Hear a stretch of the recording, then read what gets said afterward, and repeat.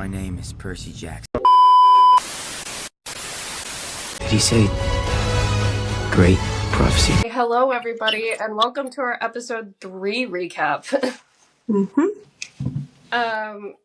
So this one was called We Board the Princess Andromeda, which coincidentally I was starting that chapter with William. We finished it already, but I don't want to show him the episode just yet because like the reunion with Luke happens in the next chapter after that. And so I'm kind of waiting. Especially because like I don't know, I feel weird showing him the show before he reads the scenes in the books. Yeah. It'll be fun for him to go back once it's all over. Like, once you're done with the book. And watch the show. If he wants to, anyway. Yeah. But we start off this episode kind of similar to the very first episode where it's Clarisse's point of view. And so we just like completely jump into her point of view at multiple points in this episode, which is something we definitely were anticipating with like how much they said they wanted to make this multiple people's story. So I was trying to see what like Easter eggs I could find around the attic, and I don't think I found anything too significant. Like I noticed a dress form stuck out to me that has like fabric draped on it that like I don't know, the fabric itself, it was sheer, but then there was like some gold on it, so I don't know if that's supposed to make us think of Cersei or not. We see the Minotaur horn in one shot, and then there's a steering wheel somewhere in the background and a suit of armor. So it just feels like a collection of props that they probably had lying around. Yeah. And I think that Percy runs into the suit of armor when he's trying to get into the attic in season 1. He runs into something before he does his own oracle. The thing everyone's commenting on is her being an Ares child and cutting the oracle's head off, which like solid choice. When something is like undead in front of you, sure. Like, why not do that? That's I think I would want to do something like that if I could. Seriously, the way it just jumps up too. And then it's even more scary because the head reattaches, but we don't see how it reattaches because Clarisse is turned around when it does, and you just kind of hear some noises that suggest it's like putting itself together. So that's really creepy to think about, is like what happened after. It kind of reminds me of like skeleton things in Zelda or a million movies that when you cut their heads off because they're not really dead or alive, they just chase their head around and put it back on until they're ready. Because it did make me feel bad after reading The Last Olympian, thinking about the girl that's the Oracle. Yeah. That like she just is stuck like that. She can't do anything, and so she just has to keep putting her body back together until she can finally go away. But that's not for a while still. I think that the Oracle, actually, so I saw this chatter, and I can't remember if it was on Threads, I think, where people were like, what happened to the Oracle after The Last Olympian, which we just read. We know it kind of turns into dust. But I think Rick might have forgotten that at some point, because someone who, like the person who answered that, one person responded, Rick said the Apollo cabin gave her a proper burial. So I don't know if at one point he forgot or something. Well, even if she did like go into dust, she should get a burial of some kind anyway, because she was a person and she was doing that for a long time. Yeah, way too long. Anyone who knew her would probably be dead by now. Yeah. So one thing that's interesting with the Oracle and how it presents itself is that it's like Clarisse sees herself. And I wanted to talk about the significance of that for a second, because of course we know both in the book and in the show, Percy sees Gabe. I mean, it's a little bit more drawn out in the book where it's like Gabe's at a poker table, and I think even some of the other people at the poker table end up speaking. But I like in the show that they kind of focused in on Gabe, of like the scariest person to Percy is who he sees. So with Clarisse, I don't know if maybe it's like a fear of exploring herself that we're supposed to take from that, or if, you know, like we're supposed to think like her biggest op is herself. I don't know. Yeah, she hates herself. Yeah. That's what it's like when you have a dad like that. End of story. You hate yourself. Hmm. Genuinely, that's it. I wish I could say something more that sound like, expand on it. But when you have a dad like that or a mom like that, no matter when it is, you don't blame them. You blame yourself because you're a child. And Yeah. so you hate yourself. You hate everything about yourself because you think that you're the one doing something wrong. And if you could just do something right, then everything would be fine because you don't want to blame the person that you love. And so, Hmm. yeah, that was the least surprising thing of all time to me, that it was her. Because I saw people be like, oh, is she going to see Ares? I'm like, no, she's going to see herself. Because you don't blame your dad, you blame you. Yeah. We also get her full oracle, or almost her full oracle, which like it I like that they revealed it to us earlier, and also that it kind of still isn't the entire thing, because that last line is kind of the point where I think she's the most afraid of her oracle. Um, but her oracle is, you shall sail the iron ship with warriors of bone. You shall find what you seek and make it your own. But despair for your life, entombed within stone, and fail. That she's going to fail unless she can get help from friends. Pretty much, yeah. And that's the way that she'll succeed, is if she gets help from friends. And of course, she's like, I don't have any friends. So how is that going to work? Yeah. But I'm sure that's why she doesn't say anything, or they like cut it off in that place. Yeah. In that way. And then, so after she sees her prophecy and she like runs out scared from the attic, it kind of cuts to the scene of her pretty much dissociating while Tantalus is going off mad at Percy and Annabeth about like leaving. And like she's dissociating to the point where she doesn't even react that much to Tantalus saying, and you have my full permission to take them out should you run into them. And like normally Clarisse would have like had her her little mischievous smile at that moment, but you can tell she's just so freaked out about her oracle still. Well, yeah. Well, I mean, the Oracle did say that she was going to fail. Yeah. So what else can she think about but that right now? And especially Annabeth is gone and left with Percy. So I get why she's just like, I'm just going to go by myself. Because why would you want to have people watch you fail? Like, Yeah. I would much rather do that on my own. And so that's what she's doing there. And I honestly, I'm like, yeah, that is a decision that I also would make, even right now. Be like, yeah, if I think I'm going to fail at something, why would I let people watch me do that? I'm just going to Yeah. do it myself.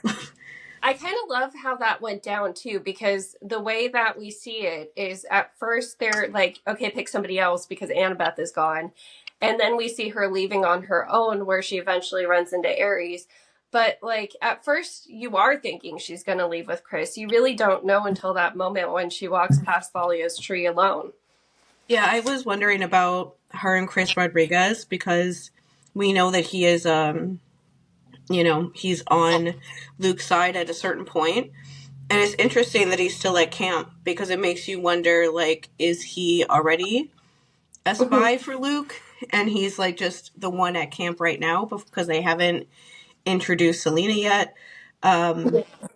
Is he gonna join Luke during this season, or has he already done it? We don't really know. I didn't think that he was going to be on the quest with her, just purely because you don't see him in any of the scenes on the Ironclad.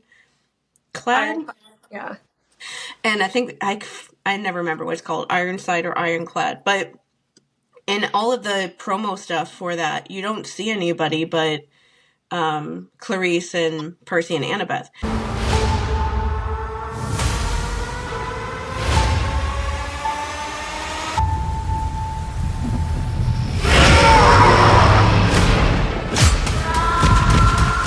And so, and I don't think that they would kill him or anything because he has such a big part in Battle of the Labyrinth and stuff. And so I was like, he can't be on that ship because we would have seen him there probably if he was. Yeah. So I was like, something has to happen between then and now. And I guess, and this it does make sense, and it does leave him at camp being a little spy for Luke. That does come up like later on in this same episode, that Luke knows Yeah. something that he's not supposed to actually know by Yeah. this point. Well, one thing that got me questioning, because we talked about Andrew Alvarez and how he's still credited in this episode. He ends up showing up on the Princess Andromeda. And, you know, it's unclear based off of when things happened if he was still theoretically supposed to be Chris when that scene was filmed or not. So part of me wonders if they pivoted after the fact, like when they had to refilm scenes with the new Chris, if they were like, you know what? We'll just have him still at camp for a little bit so that he's like an extra wild card. Since, you know, like Andrew Alvarez is kind of an unnamed rogue demigod now. Well, and it's okay. We could talk about the whole Andrew Alvarez thing, because we've talked about that before, and they put out like an official article basically about it, and I'm laughing just because this is like it feels weirdly embarrassing for Andrew Alvarez as an actor to go through something like this, but it also I say it's weirdly embarrassing because he forced them to make this like big sort of announcement thing, because basically what the article said was that they officially, even if he says like, "Hi, I'm Chris Rodriguez" in like the second episode in that one scene, he is officially credited in the episode as like just Chris and no like last name. And when they were doing season 1, they didn't know if there was going to be another season or anything like that. Like there's some things in season 1 that they put in for the fans because they honestly didn't know if there would be more. We all were obviously hoping that there would be, and it was obviously super successful, and so they renewed it pretty much as soon as the season was over, but they honestly had no idea, especially when they were filming it. And so they basically said, like, we weren't really like super like locked in on him being Chris Rodriguez as the role that is in the books, that is an important person for the next like 4 books basically, or 4 seasons of the show. And so we decided to recast him and get somebody else, which is Kevin Chacon, to play him instead. And that's who's playing him now. And he's still an extra as one of Luke's angry little lackey men during at least the scenes on the Princess Andromeda. This time we'll see if we ever see him again for the rest of the season. But I say that he kind of like forced them to do this, because I will say that when I finished season 1 last year, which was, I watched it all the day that the finale came out, I started getting like these behind the scene compilations of all the actors, things that like stories or posts and stuff that they had all posted, like they're doing now. Every time a episode airs, a bunch of them will post pictures and videos and stuff from when they were filming that episode, because they can post that stuff now. So many of those had him in them, or they like came from him. And I remember at the time like going back to his Instagram, and they weren't on there anymore. And so I was like, I don't know if he deleted them or they are like stories or something, so they weren't there all the time or something. But it was just like confusing because I could never find them. But he was on like he was in like people's comment sections on like TikTok. He was interacting with like Charlie and Dior and stuff a lot, as if he was like Chris Rodriguez, like respond to them like in character and things like that, like the other ones were, and were responding to fans as if he was Chris Rodriguez. And so a lot of like the stuff we talked about before about him being like inappropriate and stuff with fans, it feels like this thing that he was trying to get the fans' attention so much that we all thought that he was like officially Chris Rodriguez on the show. And so they had to make this whole announcement that they recast him and all this stuff, because he was so like in our face that that's what we thought was happening, but it wasn't. And he had to have known that. Like, there's no way that he didn't know that. Like, a production like this would definitely tell you that sort of thing. They communicate well with their actors. That's why a show like this would never work if the actors didn't know what was going on. And so I guess the point I'm trying to make is that he, in reality, honestly, there's this other, this is funny. I think this is funny. There's this guy, Ollie Atkins. he posted a picture with like some of the kids and stuff at like his house or something when they were filming Sea of Monsters. And there are all these rumors about who he was. Like people thought he might be Apollo, and I was like, I really don't think he is. I don't know why I remember saying like, I don't know why I don't think he is. But I don't think he is. He's not. He's literally just an extra. he's another one of he's another one of Luke's extras that are like also standing by Andrew in this scene. He's just an extra. And the kids just like probably got along with him and would hang out with them that weren't being weird and like posting pictures and sending them to fans like Andrew was doing.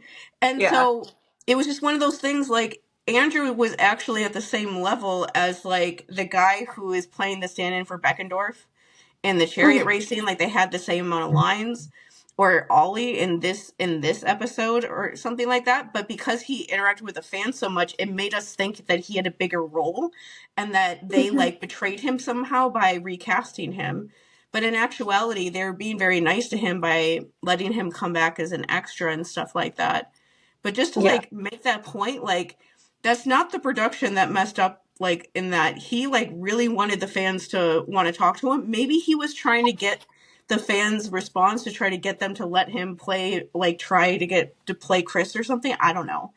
But either way, that's why that got so weird.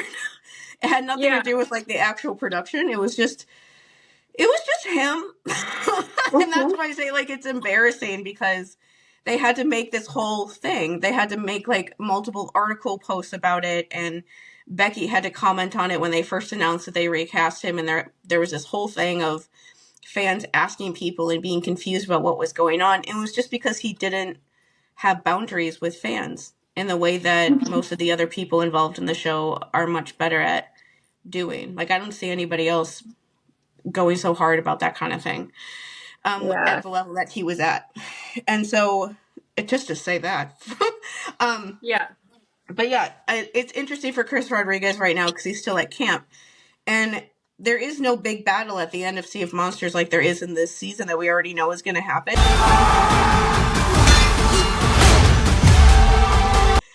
You know, they could reveal that he's been on Luke's side the whole time when that kind of stuff is going on at the end of the season. They don't have to do the reveal right now on the ship like they did in the books, basically. It's just slightly different. It just makes you wonder, like, when they're going to find out, who's going to find out, how they find out, like, what does he, if he tells them other things that they wouldn't want them to know, that whole kind of thing. It's fun that we don't know. I think it'll give Dior more to like play off of when she acts out some of the Chris and Clarisse stuff, because you know, like they've already established she kind of has a crush on him, she's flirting and stuff. So you know, she goes through this journey where we know she's going to go from having friends and trusting people and learning that vulnerability of friendship to, oh my gosh, this guy's on Luke's side. And I mean, if Chris ends up staying at camp throughout the whole season, he could potentially be the one who lets people in for that battle. My God. Yeah. But that's why one of those things, like I feel like that people weirdly downplay his character, but I'm like, he literally starts the plot of the fourth book. I don't know if you guys remember this, but he literally starts the plot of the fourth book. It's him. Like he's the one that starts it. And he's the one that knows things about the labyrinth. Like Percy has dreams about things that he's saying to Clarisse when they're in the labyrinth that helps them figure out how to get through it and stuff like that. Like he has a big role. And plus he's somebody that Luke knew that gets tossed aside really badly.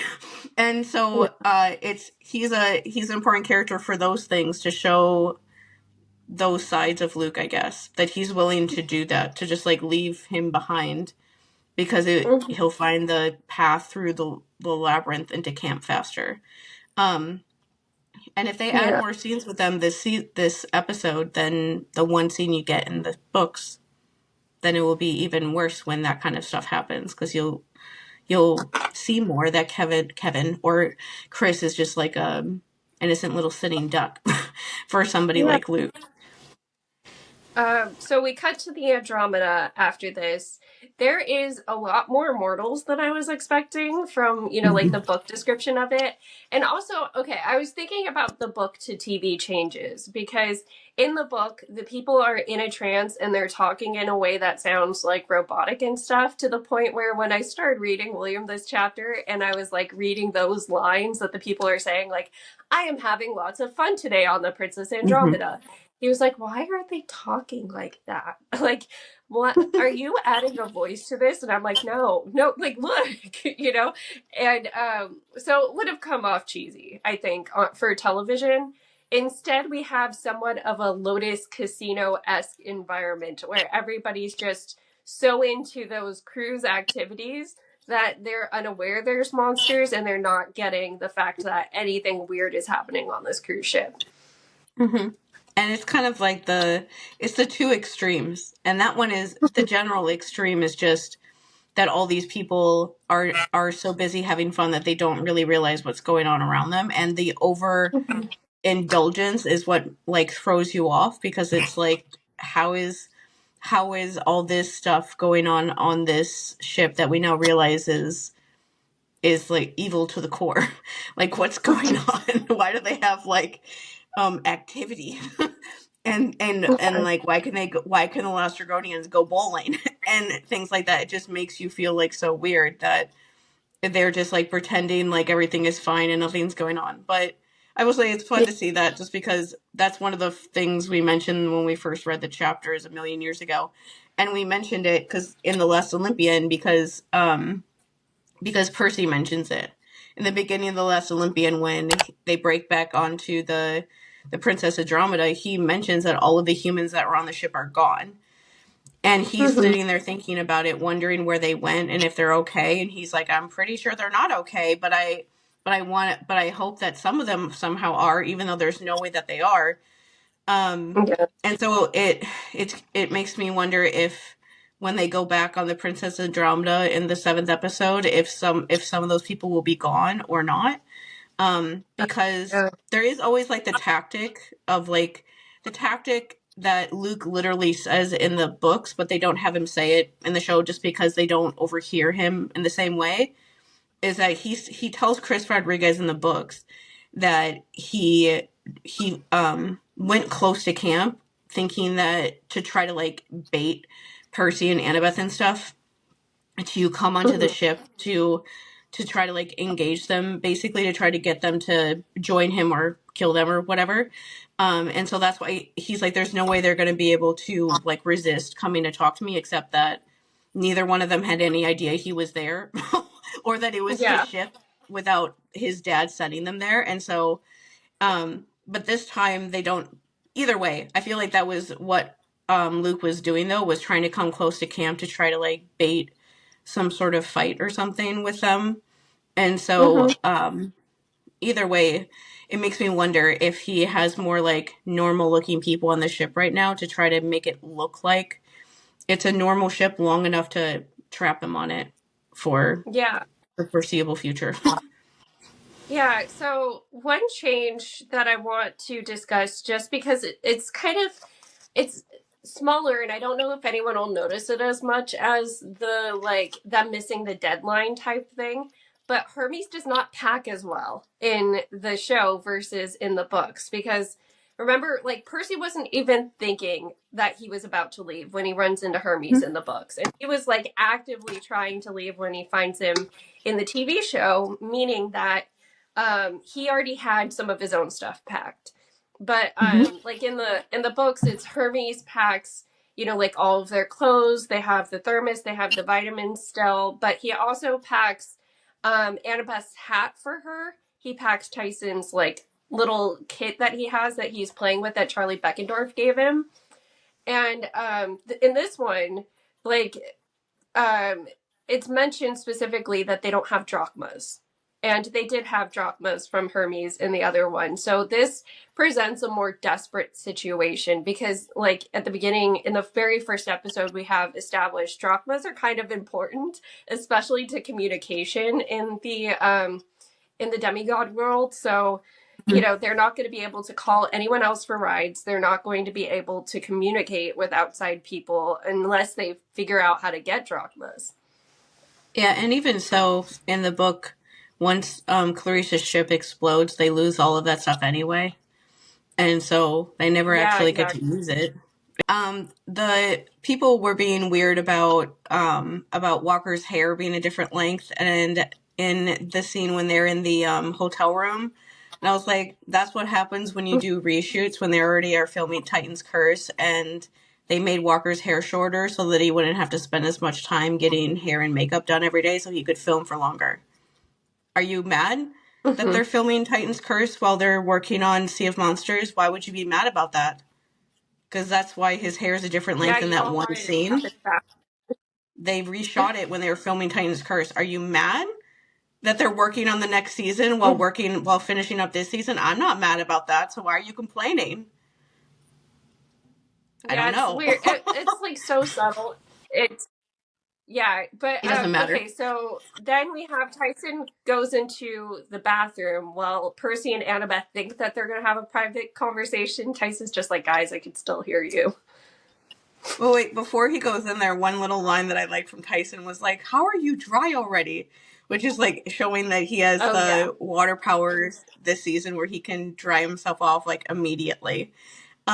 But yeah, I love that part with Tyson being like, I can still hear you guys, and Percy, you know what? It's fine. Like, you can hear us. I don't care if you hear me talking about this.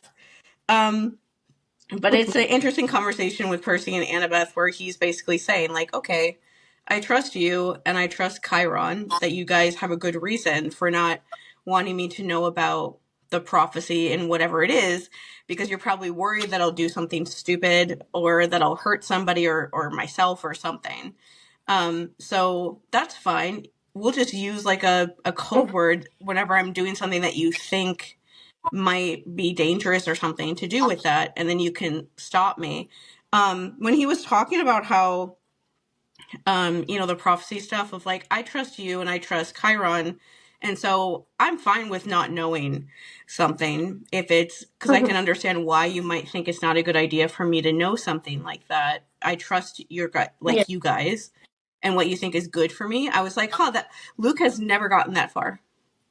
Like, never in his entire life did he ever get far enough to the idea to think that people are not telling you about the prophecies and things like that because they're trying to protect you from something that you don't understand yet.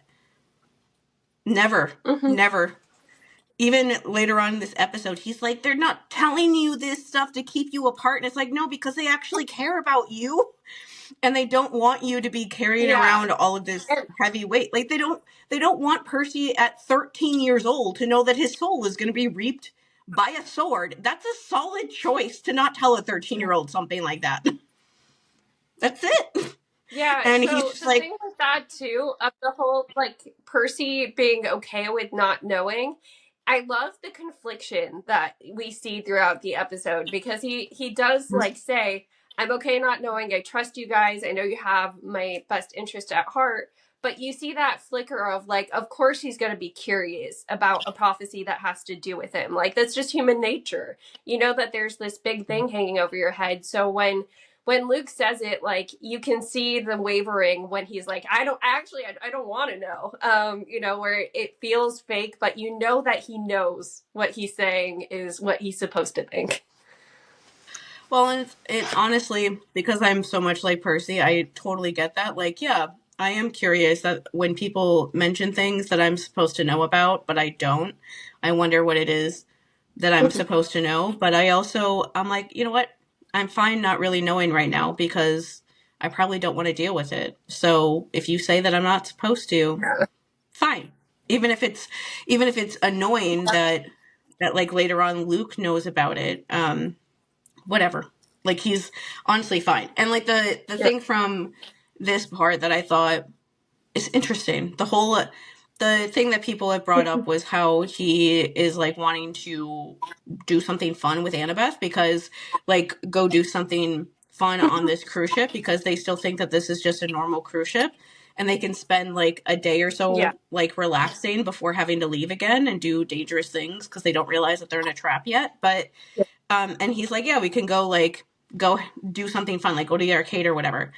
And people brought that up, or like Walker answered a question for Seaweed Brain where he was saying, yeah, like he wants her to do something fun so that she stops thinking about all this serious stuff. Annabeth tells Percy the truth at the end of like episode 202 that she didn't really like all the normal kid stuff, and this is like a big deal for her.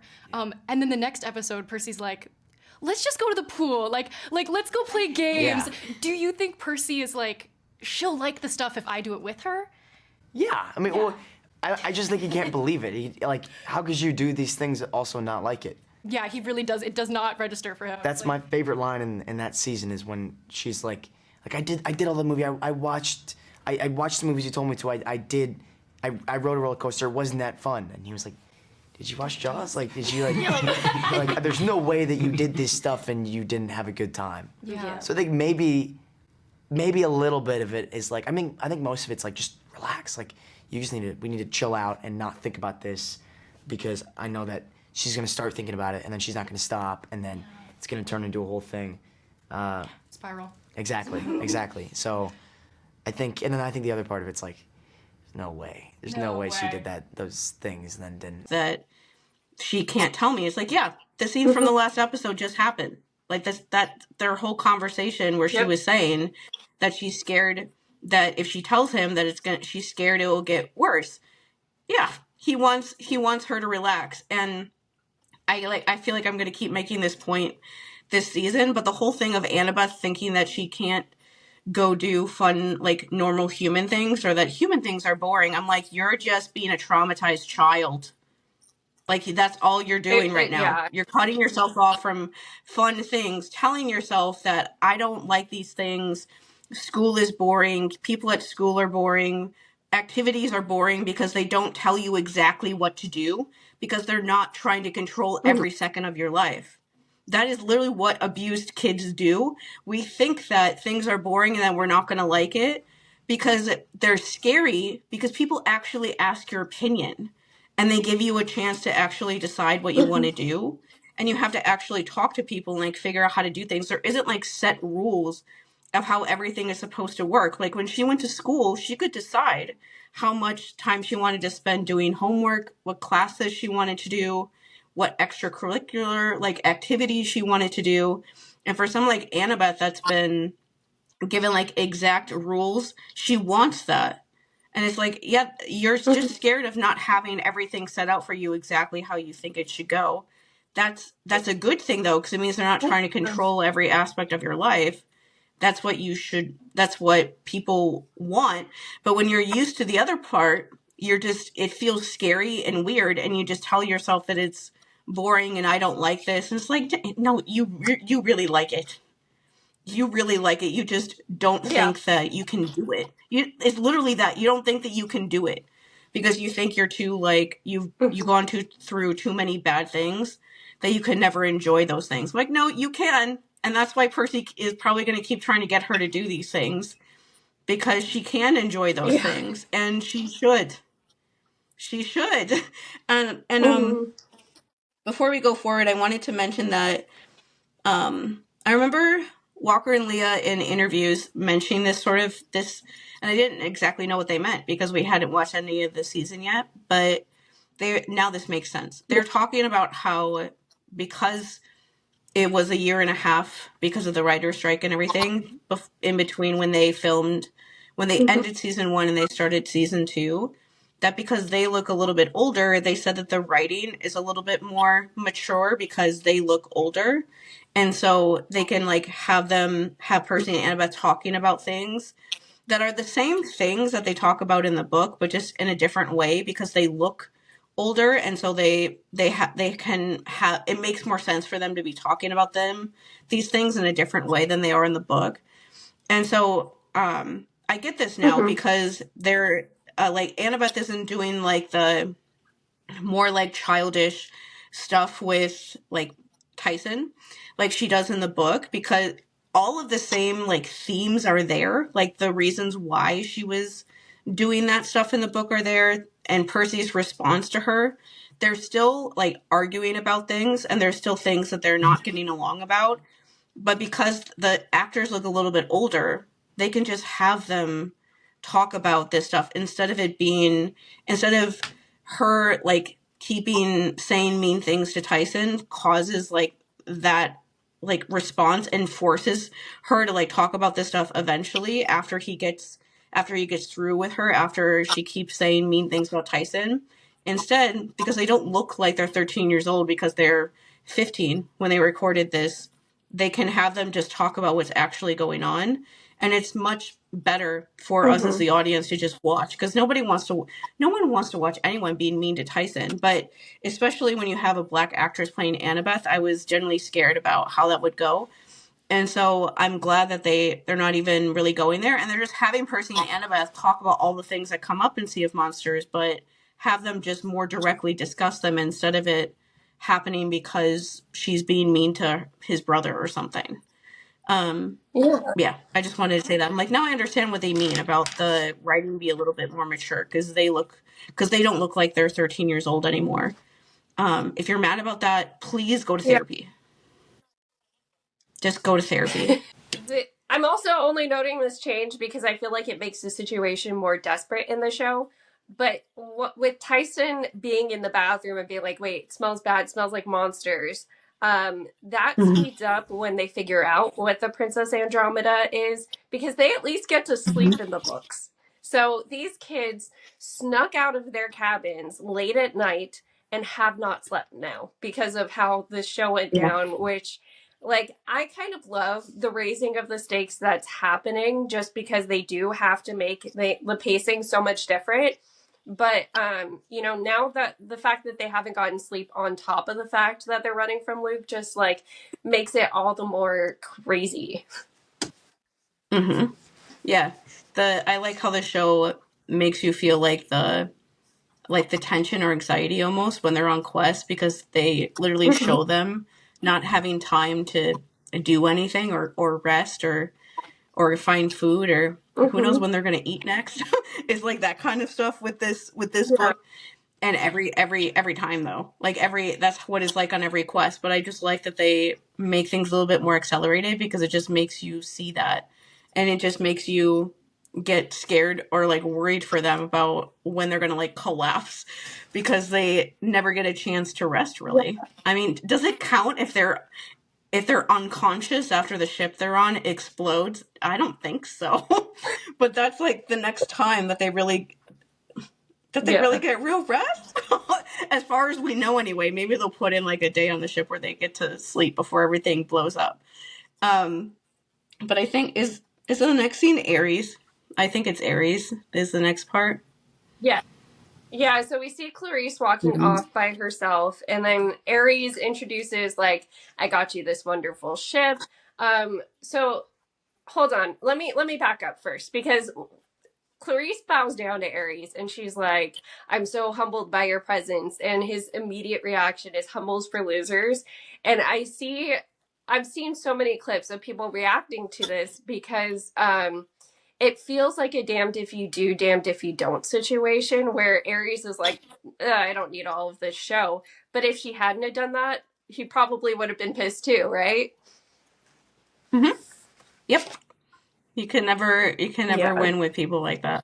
You either do that thing to make them feel good and then they get mad at you for doing that, or you don't do it and then they say that you're ungrateful. It's one or the other. They're never happy with what you do, no matter what it is. Yeah. So one thing that Adam Copeland and Arian talked a lot about in the podcast is, do we think that Ares actually thought he was being helpful in this situation? Because, like, yeah, the ship is pretty helpful, but it's way overpowered. Like, those guns, theoretically, realistically, if we don't have God of War magic, would probably sink the ship. And the other part of it, too, is his speech that he gives all of the line crew. It does more to demotivate them from being like obedient to Clarisse than if he had said nothing to them at all. It was just like, okay, here you go, bye. Like he almost actively sabotages her with that. Yeah, I'll say is he trying to help her? No. he's trying to help himself and his image. Like there's a clear difference there. Mm-hmm. They're never going to help you. They don't care about you. Yeah. Ares, especially in the 5th episode of season 1, straight up tells Grover that his least favorite day is the solstice days because he has to talk to his children. And he says that he hates talking to them more than anything else. And so he makes it very clear how he feels about his kids. People like that with him, he's never actually thinking about his kids. Like, he's thinking about what makes him look good. It makes him look good if he brings back a super, like, a big, like, iron old battleship and puts these super big guns on it. And so he can act like he's big and bad and cool and bring back these old soldiers and things like that. And it's like, yeah, he doesn't care about her. He doesn't think about her at all. She's just an extension of him. That's all it is. Like, I don't know how else to describe that. It's just dads like that, they don't see you as your own person. They see you as their property because you are their child. They don't see you as an individual person. You are their property because you are their child. So that's all he cares about is don't make me look bad. And so he just makes everything look as good as possible. And so that, well, the thing I was going to say was then if she fails, he's going to say it's all because of you, because I gave you everything you need to succeed. So if you fail, it's not because of me, it's because you're too stupid to win. Go along with your point. He says, like, I would help you out more, but I can't because I'm in the doghouse as is. And then he also tells her, you know what will happen to you if you fail, and gives her this look. So, yeah, that kind of backs up what you're saying of, like, he's definitely taking this as, like, you are an extension and a reflection of me, so do your best, girly. Oh my gosh, but so much of what he says to them, I was just, like, pissed at him because it goes from calling her a little girl to saying, yeah, she has the best training, but she's woefully inexperienced in the field, which all of these people who are soldiers, like minus Mitch, you know, our Blockbuster employee who lost the streaming wars, all of them have seen combat. So hearing that their leader is someone who's never, ever seen combat, just like, I could see that being an automatic, like, oh, I'm not going to respect what she says because she doesn't know what she's doing. And she's a girl. And so they already don't want to listen to her because she's a girl. Then we cut back to the Princess Andromeda. And so Percy, Annabeth, and Tyson are now like, we need to leave immediately because they smelled the monsters. And so they're sneaking back out onto the deck. And that's when Annabeth notices that's the same Lastrygonians from camp. And, you know, they walk around. They're stopped by Allison, who, like, outs herself almost because, of course, you'd be wondering, like, how are you on here and you haven't noticed these monsters yet? Like, hello, you should know better. They're just out in the open taking candy. Yeah, and I feel like her original plan was to just bring them to Luke right away and not give them a chance to, like, go back to their room or get help, which probably would have worked because Tyson is the one that gets them out of it. And so without him there to help, with him not knowing where they went and not knowing how to find them, it would have been a lot harder for them to get away from Luke. One little tidbit I thought was funny is that she's reading a magazine about bow hunting. And I was like, oh my God, because she's a Apollo child. Yeah, but I did like how they introduced, like, you can see Percy's face, like he's trying to figure out when to say something, like he's looking at her and trying to see, like, when he should, like, almost like, should I say something or should I see what's going to happen? Everyone that's on Luke's team is, like, in their 20s at least. They're an adult, and these are kids. Even if you take, like, Walker and Leah's age into this, they were 15 when they filmed this, and the girl who plays Allison is, like 5 or 6 years older than them. But also, this fight is how Percy fights. Like, he just waits till the last second and then pushes Annabeth out of the way so she can just fall off the ship. He's not the type to be like, let me beat the shit out of somebody. Or anything like that. And so when they go, so I just wanted to make that point, because when they go back to their room, one thing that I thought was really cute, Tyson wise, oh my god, Daniel is a joy of life, is that they tell Tyson when they leave the room, like, hey, get all of our stuff together, we're gonna come back and then we're gonna leave. And so he's all proud of himself that he has all of their stuff packed up, and he's like, we're ready to go. And then they come in and like dump out all of Allison's stuff, and he's like, what's going on? I'm like, I love you so much. And they're like trying to figure out what's going on, and then this is the part that where Percy is like, yeah, let's go kill Luke. And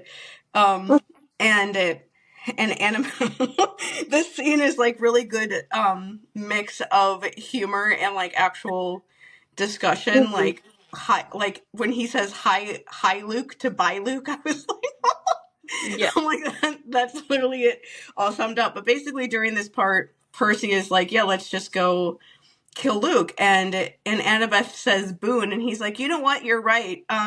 This just makes you win every argument when you're probably wrong. And what she says is like, we shouldn't give in to revenge. I don't think that Percy wants to kill Luke because of revenge. I think it's just he knows that he's horrible. He's never going to come back.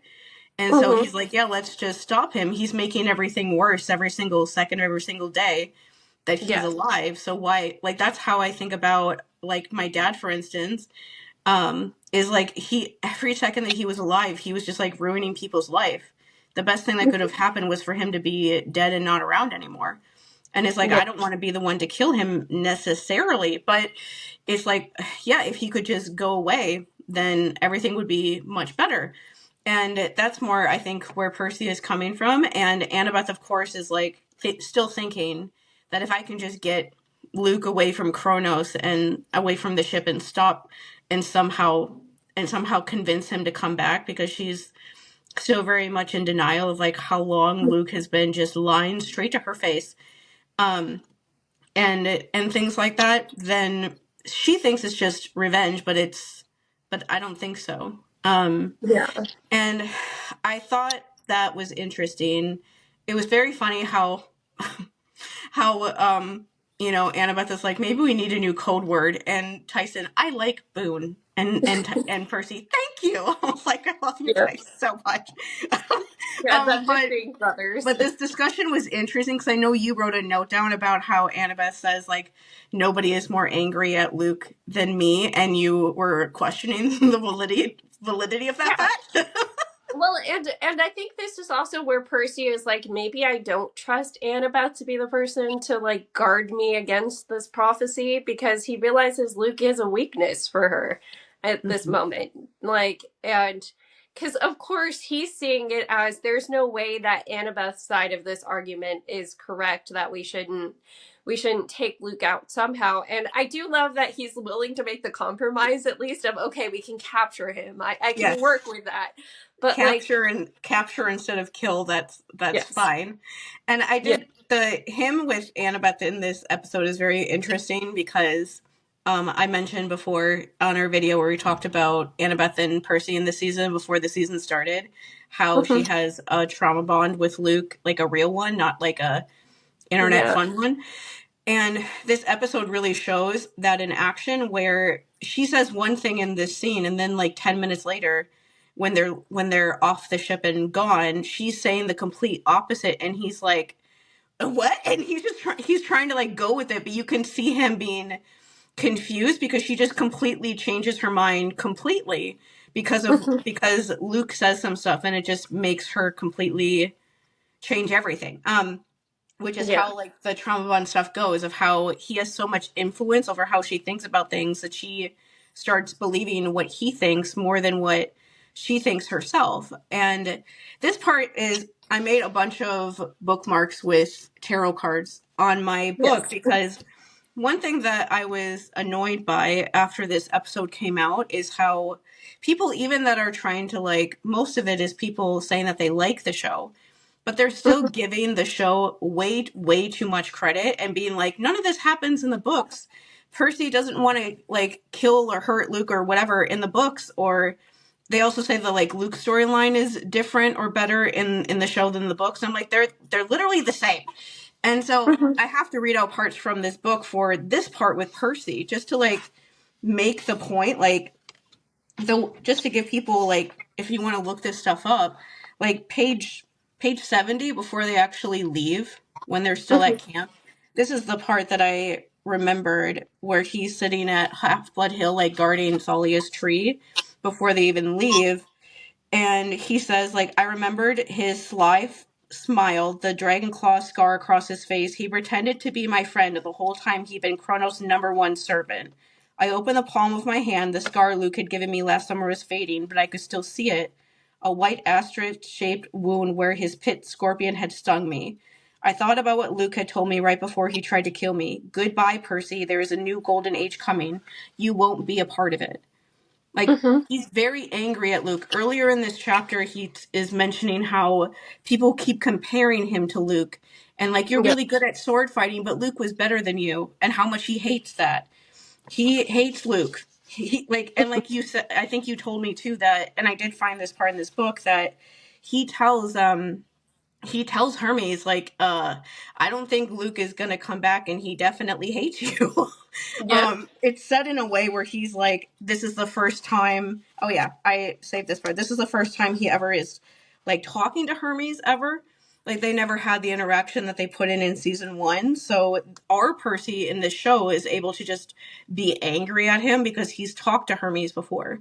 But Percy in the book has never done it. But even that Percy is saying, like, I don't think I don't think he wants to come back. Like, he says, he betrayed everyone he knew. He hates you especially.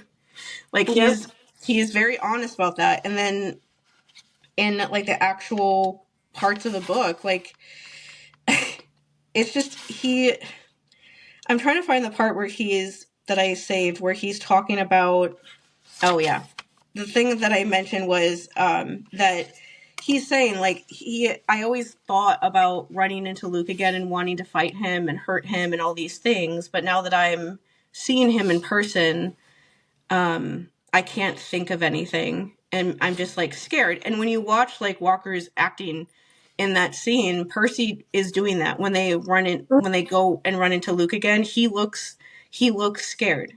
And like Annabeth, they both look scared. Like, like, Luke is talking to a couple scared kids, but in, like, this part of the book, like, they say the Annabeth, in the book version, they hear him talking in the hallway, but she says the same thing. We have to find out what Luke is up to, and if possible, we're going to beat him up, bind him in chains, and drag him to Mount Olympus.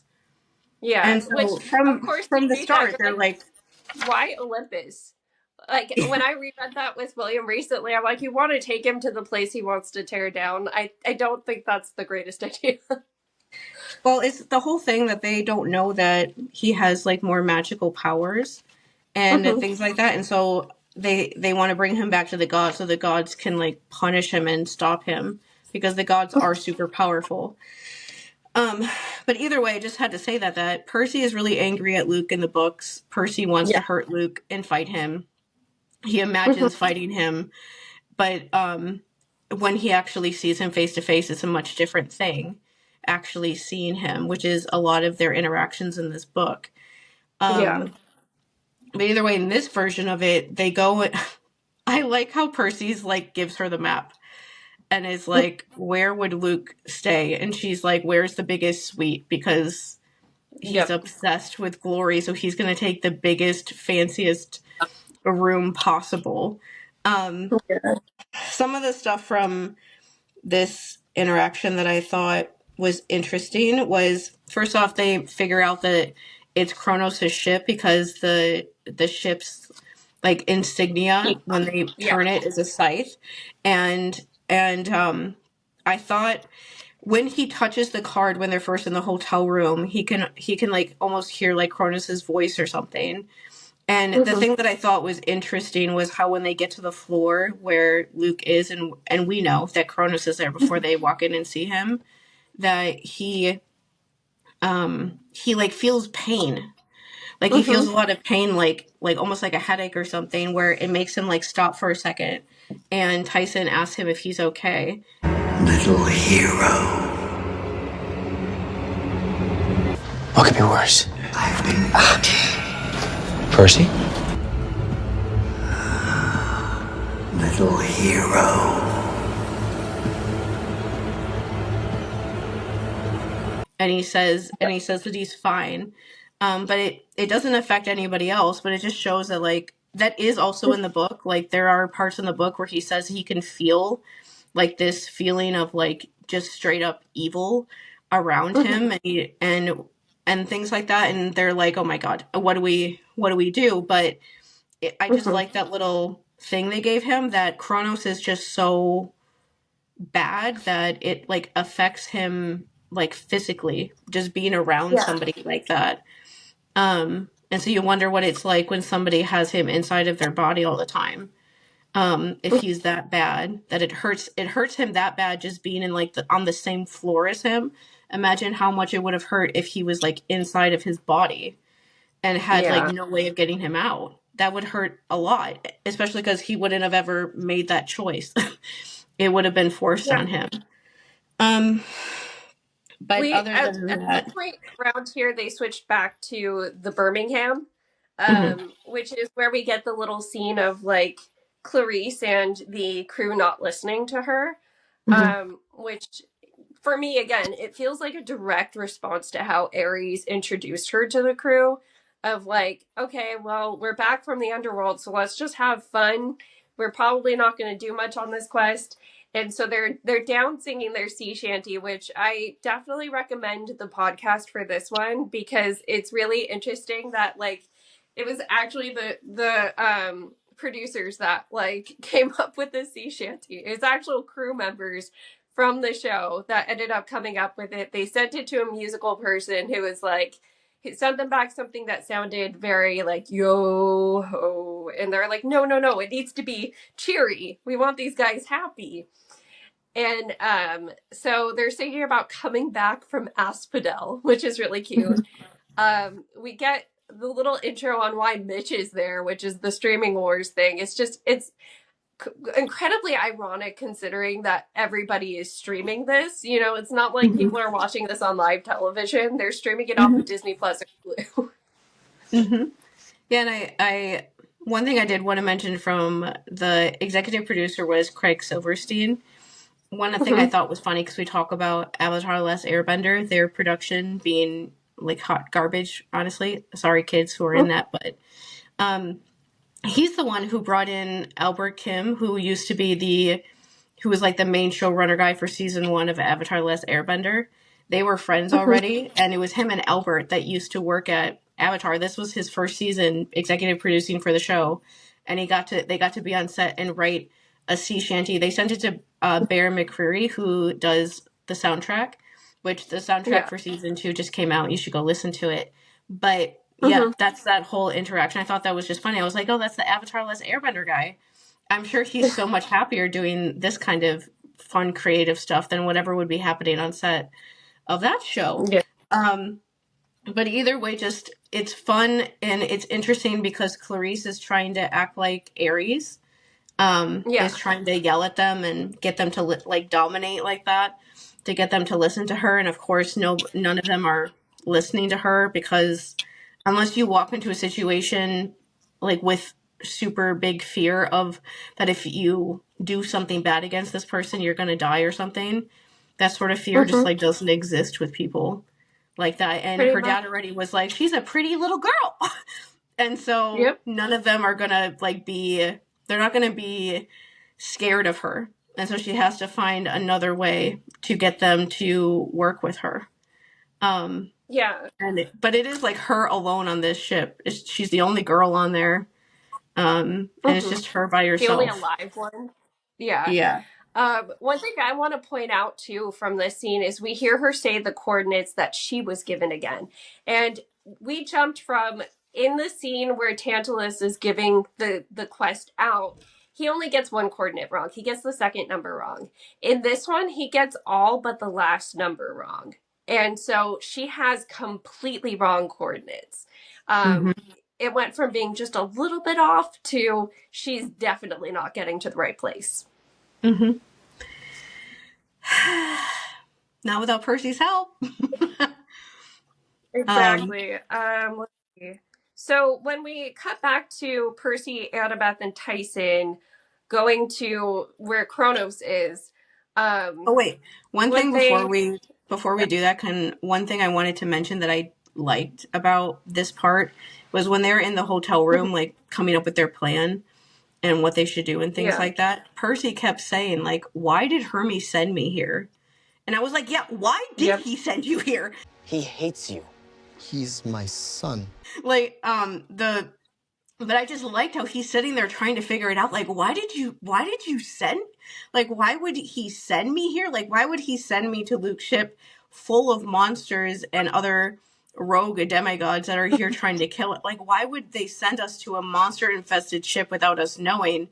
The only thing you could ever really say, because Hermes is such just the worst, is that he was willing to send all of them into that trap because he thought like, oh, surely they'll be able to save my son from himself. And like, even in the last book, he says like, oh, I knew that Annabeth was going to be the key somehow. And that's why he's such a little bitch to her in the last book, in the beginning part of it anyway. And so I'm like, yeah, I'm pretty sure that he was just willing to send them into this horrible trap because he was delusional enough to think that if they showed up and talked to Luke, that he would somehow snap out of his like delusion of everything that he's doing in his life because they talk. Like, if it was really that easy, do you really think he would have gotten this far? Like, of course not. But I just liked how Percy's sitting there like, why would he send me here and not tell me what was going on beforehand? Like, what the heck? Yeah. I don't know. I will say too, so before they get caught, when they get off the service elevator, Annabeth says to Percy, "You can't take Luke in a fight," which I honestly think added to the pressure he feels when he's actually in front of him again. I think another thing too with that whole part that people noted was Annabeth seems really freaked out whenever Tyson does the voice changing thing. And it's because of her trauma, but it's so subtle that we're probably, when we rewatch after the entire series comes out, it's going to be like so much more apparent to us. In the context of this book especially, Percy cannot fight Luke and win. I need to make that point clear, because at the end of this season, he definitely tried. Like, that's why Percy's like bleeding all over the place and looks like he's about to get stabbed to death again by Luke in the trailers, is because Luke is an adult. Luke is like, Percy as a character is 13. Luke as a character is 20. The actors, like Charlie was like 20, 21 when they filmed this, and Walker was 15. Like, I have seen some really, really, really weird posts on Threads, primarily, of people being like, oh, Charlie doesn't look that much older than the other kids. And I'm like, I really need you to learn what children look like. He looks a lot older still than these kids. He would never be like confused for a teenager in that way. And so I was like, can we not like try to gaslight yourself into thinking that Luke doesn't look that old to like make the actions that he does to these kids not as bad? Because that's really weird. That's honestly really weird to say. Like, a 15-year-old and a 21-year-old do not look like the same person at all. And so like, Percy can't fight Luke because Luke is the one that taught Percy how to fight, so he knows everything that Percy would do. And also, he's a lot older than him, and he's just been doing it a lot longer than him. He's only been a demigod for like a year. He hasn't been doing all this stuff for very long. And so, yeah, like, him fighting Luke, that's part of the dynamic with Luke fighting him at all, is that it's not a fair fight at all. And Luke goes after him just as viciously as he would anybody else. And so just like keep that in your mind for later on this season, because that is very true. Like, Annabeth is right about that. He can't take Luke in a fight. Luke knows that. That's part of like the power dynamics of these scenes coming up, is that Luke has all of the power in this situation. He's older than they are. He is very manipulative and just knows more because he's 7 years older than they are. And so that is part Yeah. of like the dynamic. Like I saw some people talking about this, like believing anything that Luke says. And I'm like, why are you believing him? He literally lies all the time. And like, if you've read these books before, you know that he is lying about almost everything that he says in this scene. He knows he's lying. And so it's like, this is an adult lying to a couple kids to try to get them to give in and join him before they realize that they made a mistake. Yeah. And he knows he's doing that. Yeah. It's just one of those weird things. I saw way too many people trying to act like Charlie doesn't look that much older than these kids do. And I'm like, have you seen what these kids actually look like in interviews and stuff? Like, Charlie is no way the same as 15-year-old kids or even 16-year-old kids now. I feel like we got a shot of Leah standing right next to him because I know Leah's also a little shorter, right? So that would probably do it. But also, it needs to be said that Charlie is part Asian, and Jake makes jokes all the time that he's trying to keep up with me when he does skincare because he's like, I can't look too much older than you. So that's true for black it's people just kind though of too. For yeah. Leah, so she's the one that won't look like she is aging either. We see Chris is one of the people, well, not Chris. We see Andrew Alvarez as one of the people. And again, this is why my theory is that maybe they made the changeover of Chris still being at camp when they recasted, just because we already had this scene filmed of Andrew Alvarez being one of the people busting out of the room with Allison. Yeah. One thing with like the book with him that I wanted to bring up is how close these chapters are, especially with Luke with the book. He says in the book, page 125, a little nicer than cabin 11, huh? And I'm like, that's literally the exact same line. And they even describe what he's wearing. And the way that they describe him is he looked like an evil male model showing off what the fashionable college-age villain would wear to Harvard this year. And I'm like, yeah, that's exactly what he looks like. That's like exactly what he looks like. Yeah. I was like, oh my god. He's in his full East Coast preppy. Oh yeah, and then this is page 126 where Percy says, like, I imagine meeting Luke again many times since he's tried to kill me last summer. I picture myself boldly standing up to him, challenging him to a duel, like he mentioned in the hotel room. But now that we are face to face, I could barely stop my hands from shaking. And it's just, yeah. That's how I saw too many people being like, why does Percy want to kill Luke? And I'm like, because he always wants to kill Luke. He doesn't want to kill Luke himself. He just doesn't think Luke should be alive anymore. That's really what it is. Yeah. He's just like, you're a waste of human space. Just go, please. Pretty much what it is. He's almost treating him like he's so gone of like, I always bring in my Walking Dead references now that I'm watching it, but like, you know, when someone you love turns into a walker, you have to do that to your brain of like, that's not my loved one anymore. I have to do it. And we see characters kind of grapple with that in the earlier seasons. And I feel like Percy's almost like he's so far gone, like there's nothing that's ever going to bring him back. So he's got that sort of attitude about it. Yeah, and even in the book version of the whole line with Thalia that made everybody talk a lot, that we're probably going to talk about for a while, is in the book he says, when Annabeth says, like, you dishonored Thalia by stabbing her when she was a tree and trying to kill her, and he said, I didn't dishonor her, the gods dishonored her. If Thalia were alive, she'd be on my side. And he says later on to Annabeth, like, he says the same general thing. Like, he more talks about how the gods have blinded you as opposed to, like, being like, you didn't know Thalia very well. But he says, like, you'd be better tagging along on some hopeless quest to save the camp.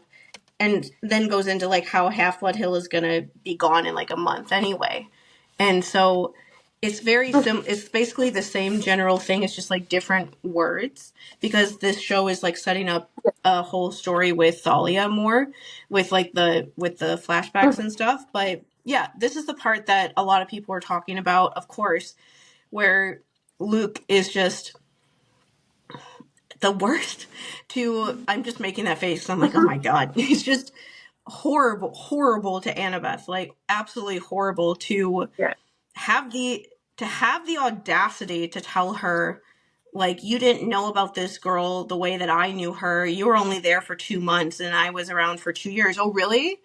If she was only there for 2 months and none of that mattered, why do you care about it so much? Why do you follow her to her house when she's 14 and you're 22 and try to get her to leave her home and say that it's so that you can go out on the roads like the good old days? I thought that she was only there for 2 months and none of that mattered. Like, no, I can't even imagine saying that to somebody, like being like, my opinion of her matters more than your like memories. Like, Thalia's not alive right now. Nobody thinks that she is going to be alive again. How could you say that to her, especially when she is here trying to save your stupid ass? Like, she's the one here that thinks that you could be redeemed. He has to know that from the way that she's talking to him. And instead, he's like spitting in her face more than anyone else, even more than Percy. And it's especially horrible to me, too, when I think about how Thalia and Annabeth in this version are both black, and how Thalia would be somebody that she would, like, look up to in that way as, like, a mentor in a way that's even more serious than Annabeth and Thalia in the books. So to show up and tell her, like, you're wrong about that, you never even knew this girl that means so much to you. That, like, so much, like, she obviously means everything to you, and I'm telling you that none of that is real because I say so. Oh my God. Like, that's like when I talked about, like, the trauma bond stuff, that's what I mean, that after this conversation, she feels like she doesn't know anything anymore because Luke said that. And Luke knows when he's saying that how much weight his words have on her. Like, she says to Percy earlier on, like, I feel like my brother stabbed my sister. He knows that. He knows how important he is to Annabeth. He knows how important he and Thalia are to Annabeth because he actually remembers saving her when she was 7, which we're going to see in the next episode. He's very aware of the pull that he has over her and how much she looks up to him. And he's saying that to her anyway.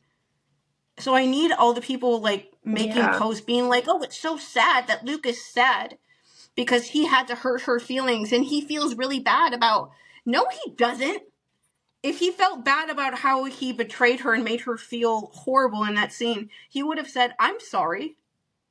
I'm sorry for making my feelings about the memory of Thalia and what they mean in the context of my giant stupid plan more important than your feeling. He would have said, I'm sorry. Does he ever say that ever? No, because he's not actually sorry. Never. He's not sorry. And I will say, Camp Half Pod is a podcast that 2 girls that do, and they were posting today about, they were planning their reaction episode, and they were talking back and forth to each other saying, like, would anybody be talking about, like, having all this empathy for Luke if he was a girl? And I was like, no. They wouldn't have any empathy for Luke if he was a girl. They also wouldn't have any empathy for Luke if he was just, like, an average looking guy. Like, I always find it so ironic that Luke's, like, villain archetype is that he uses his good looks to manipulate girls like this to do things for him or to abuse them. And the, like, fandom repeats that. They, like, fall for his character's propaganda by watching a scene like this and thinking about his feelings at all.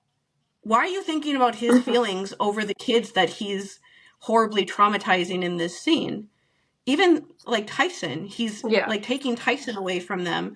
It's just like, how out of everybody in this scene that you're watching, you're thinking about how he feels about everything, that he's the priority that you're thinking about? How is that even possible? But I wanted to talk about the line he says specifically about Thalia, because this made me realize, like, I feel like this is what the show is going to be doing. So I mentioned before, the soundtrack for season 2 came out, and it's really fun to listen to the ending songs, having absolutely no idea what happens in any of them, but just hearing, like, the music change and stuff and wondering what it means. But the song, the very last song, that's like 5 minutes long, which is a really long song for a show like this. Most of them are like 2 or 3 minutes long. It's called What Really Happened. And so when he says if she knew she had the chance to tear down Olympus, she never would have given up her life.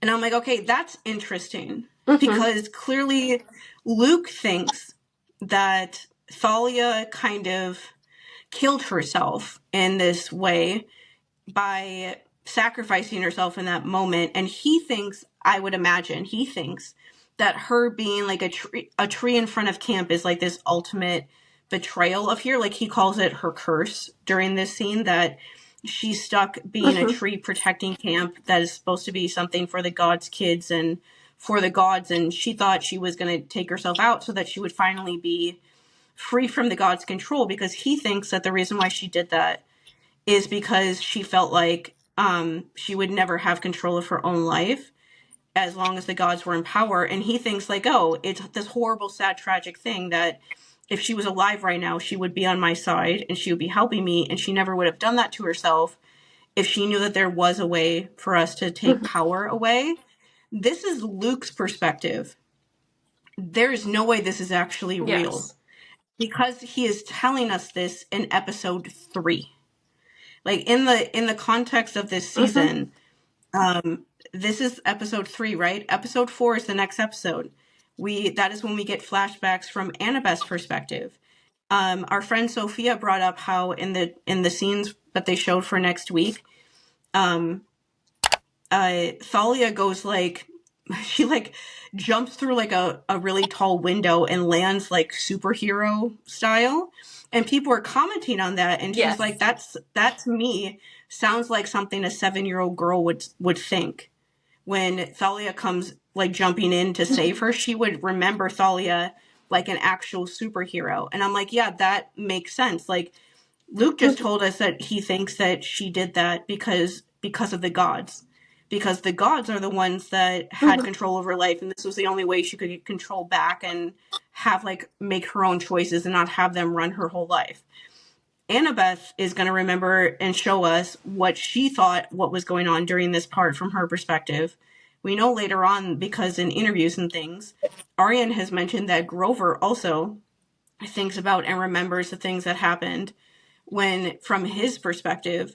And considering that the last song of the whole season is called What Really Happened, I'm pretty sure that the end of the season is going to be them showing us from actual Thalia's perspective, you know, the actual person that went through this in her life, in her perspective, why she actually did it. And if they're telling us this about Luke, there's no way that Luke's perspective is actually right, because they wouldn't be telling us this right now. If it was that simple, there has to be more to the story. There has to be more to the story than that. And I don't know what it is, but watching this scene with how Luke talks about Thalia, he talks about her like she's like a toy, like a plaything. He doesn't talk about her like a person. She's not a person. He just talks about her as a way to like win an argument. He doesn't have any real respect for her, because if he did, you don't get to make the decision what you think Thalia would want or not. Like if you think that it's a horrible tragedy that she is, this tree that is protecting a bunch of kids from horrible things that are trying to kill them at this camp, okay, that's what you think. But you don't have the right to literally play God and decide because you think that she should just die and that she would be happy with that. You don't know that because you haven't asked her about it first. And there's a very good chance that Thalia wouldn't want that. Like, she died the way that she, at the place that she did. She could have done that to try to protect the other kids at this camp. Because Thalia isn't heartless. She cares about the other demigods. And either way, he's just talking about her in this very like dehumanizing way, like in a way of like, did you ask Thalia any of this? Or are you just like taking the things that you remember and making it justify what Kronos has told you or what you are telling yourself? Because there's no way, because she's not here to tell you no. And you're sitting here telling Annabeth this is how things were. And it's like, how do you know that? she doesn't know that. She has to trust your stupid face because you're the only one alive right now that she can ask. What about somebody else? And that's why all the stuff he says, like he tries to make Percy question the same way like he does in the book. Like, oh, your dad isn't here to help you because he's already losing. Shut up. You're wearing a white preppy vest and skinny jeans. You are not the... He's just...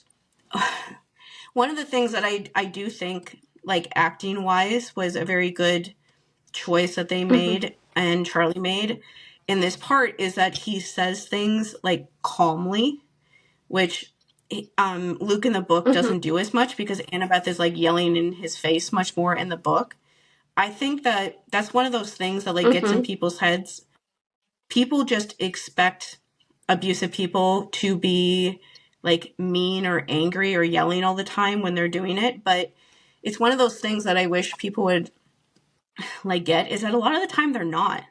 Like that's one of the most like disarming things about being around somebody like that is that they'll just like walk into a room and say like the most hurtful, messed up thing you've ever heard in your life in like a monotone, normal voice, like super calm.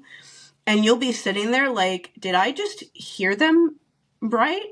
Because but that's just how they are. Like, I can't think of, there's a lot of movies like that where like the villain person will just start talking about something really horrible as if it's like a normal thing and everyone else in the scene will be like, oh my God, what's going on? But that's like what Luke is doing with them in this scene where he's just saying like, yeah, the first thing to mention is how he tries to act like he cares about monsters and is like, oh, we don't use that word here because we're all just God's children. We're all the God's children and we all care the same.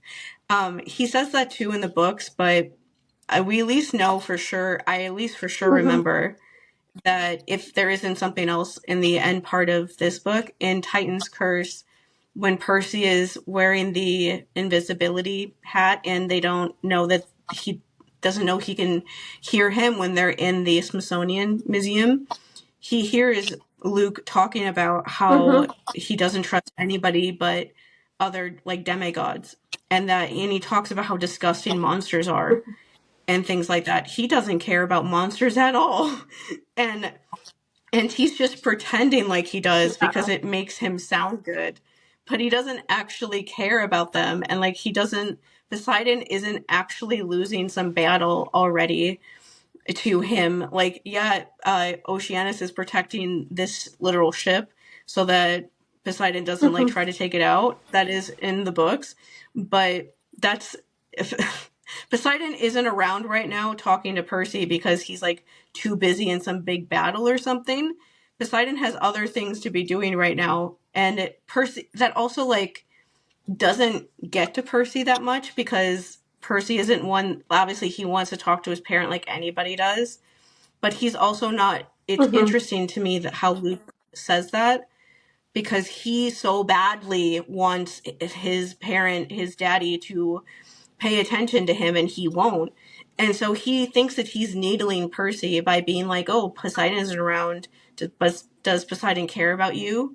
Is he going to help you? Is he going to do this and that? And and Percy's like, whatever. Like he isn't so dependent on like Poseidon's like love and affection in that way for him in that way, and the way that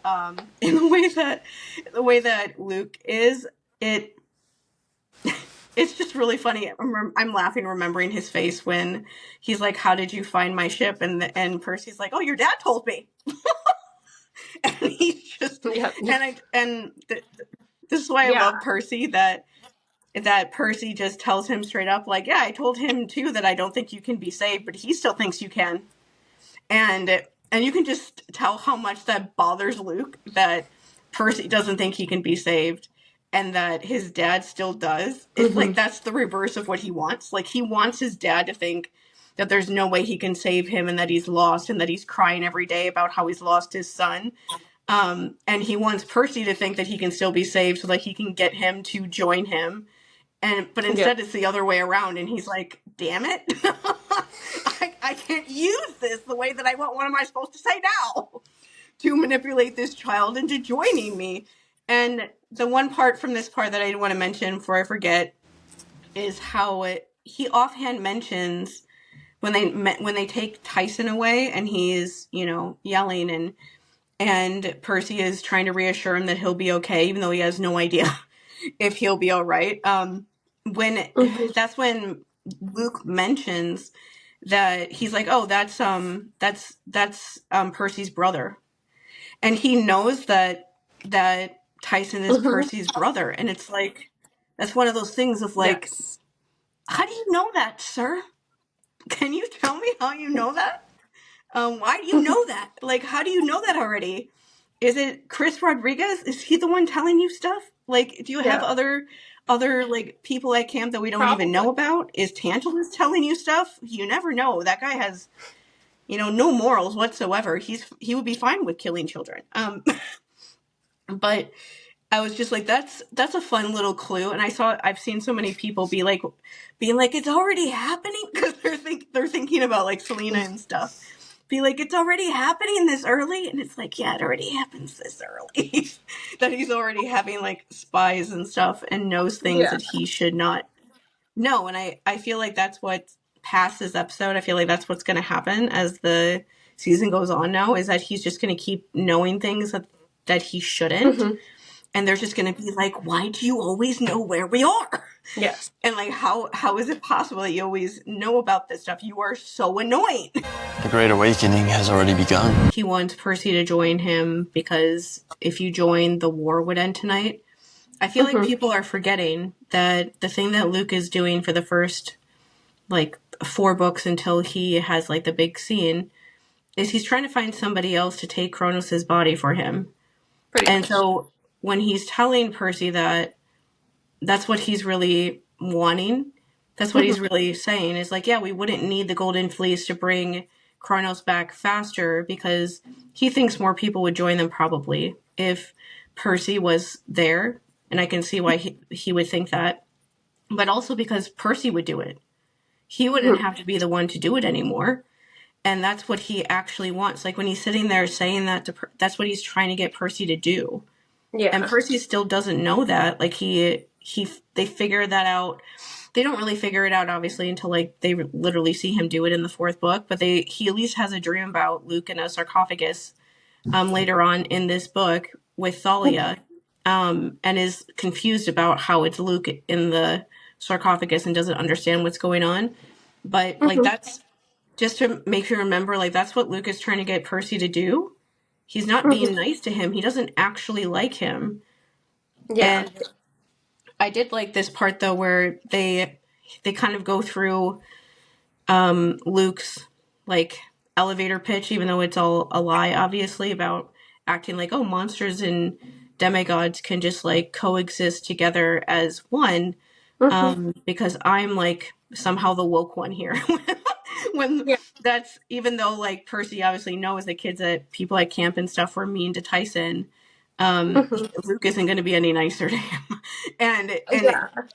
But when they get to the end of that, then Annabeth is like, what about, or I think Percy is the one that says it, like, what about humans?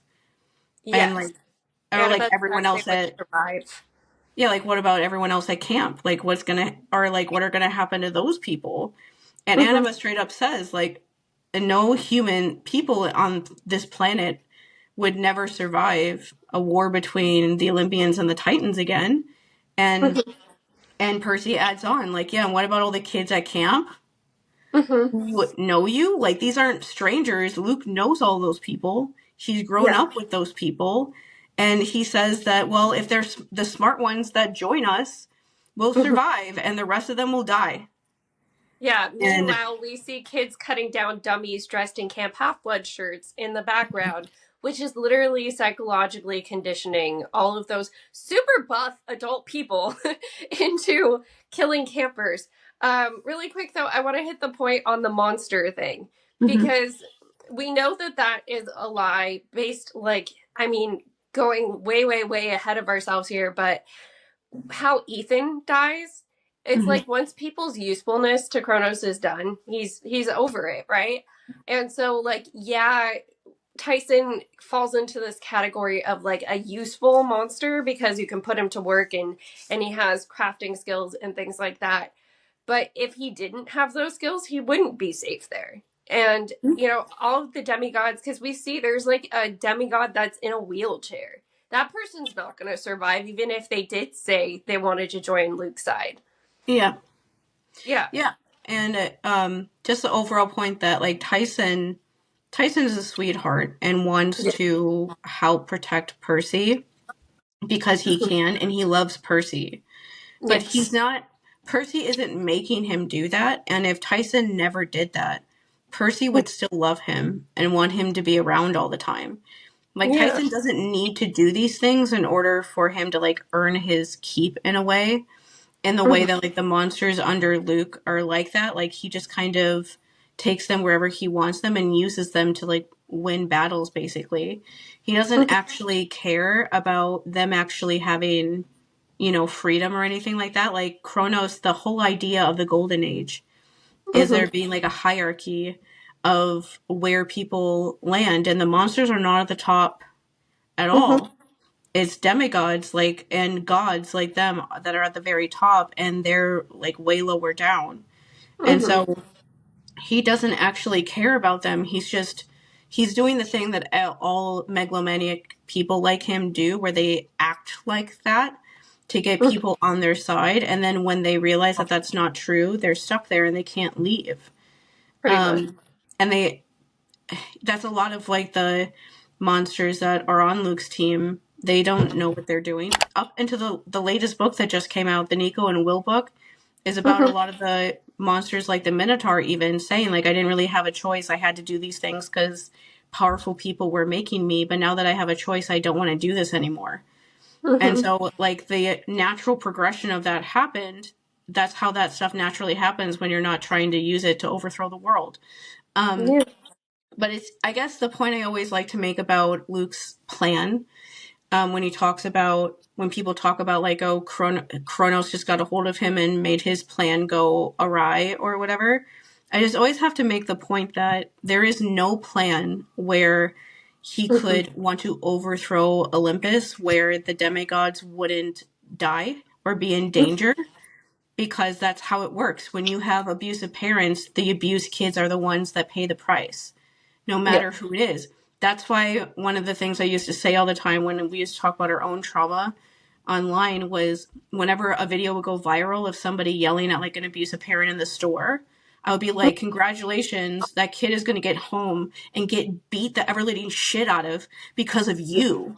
Like, you wanting to have like a moment because that person makes you mad and you want to put on the internet and feel like you've done something, you've just ruined that kid's life. Like, I generally like would think about when I was growing up, like, what person was mean to my dad today that I'm now paying for?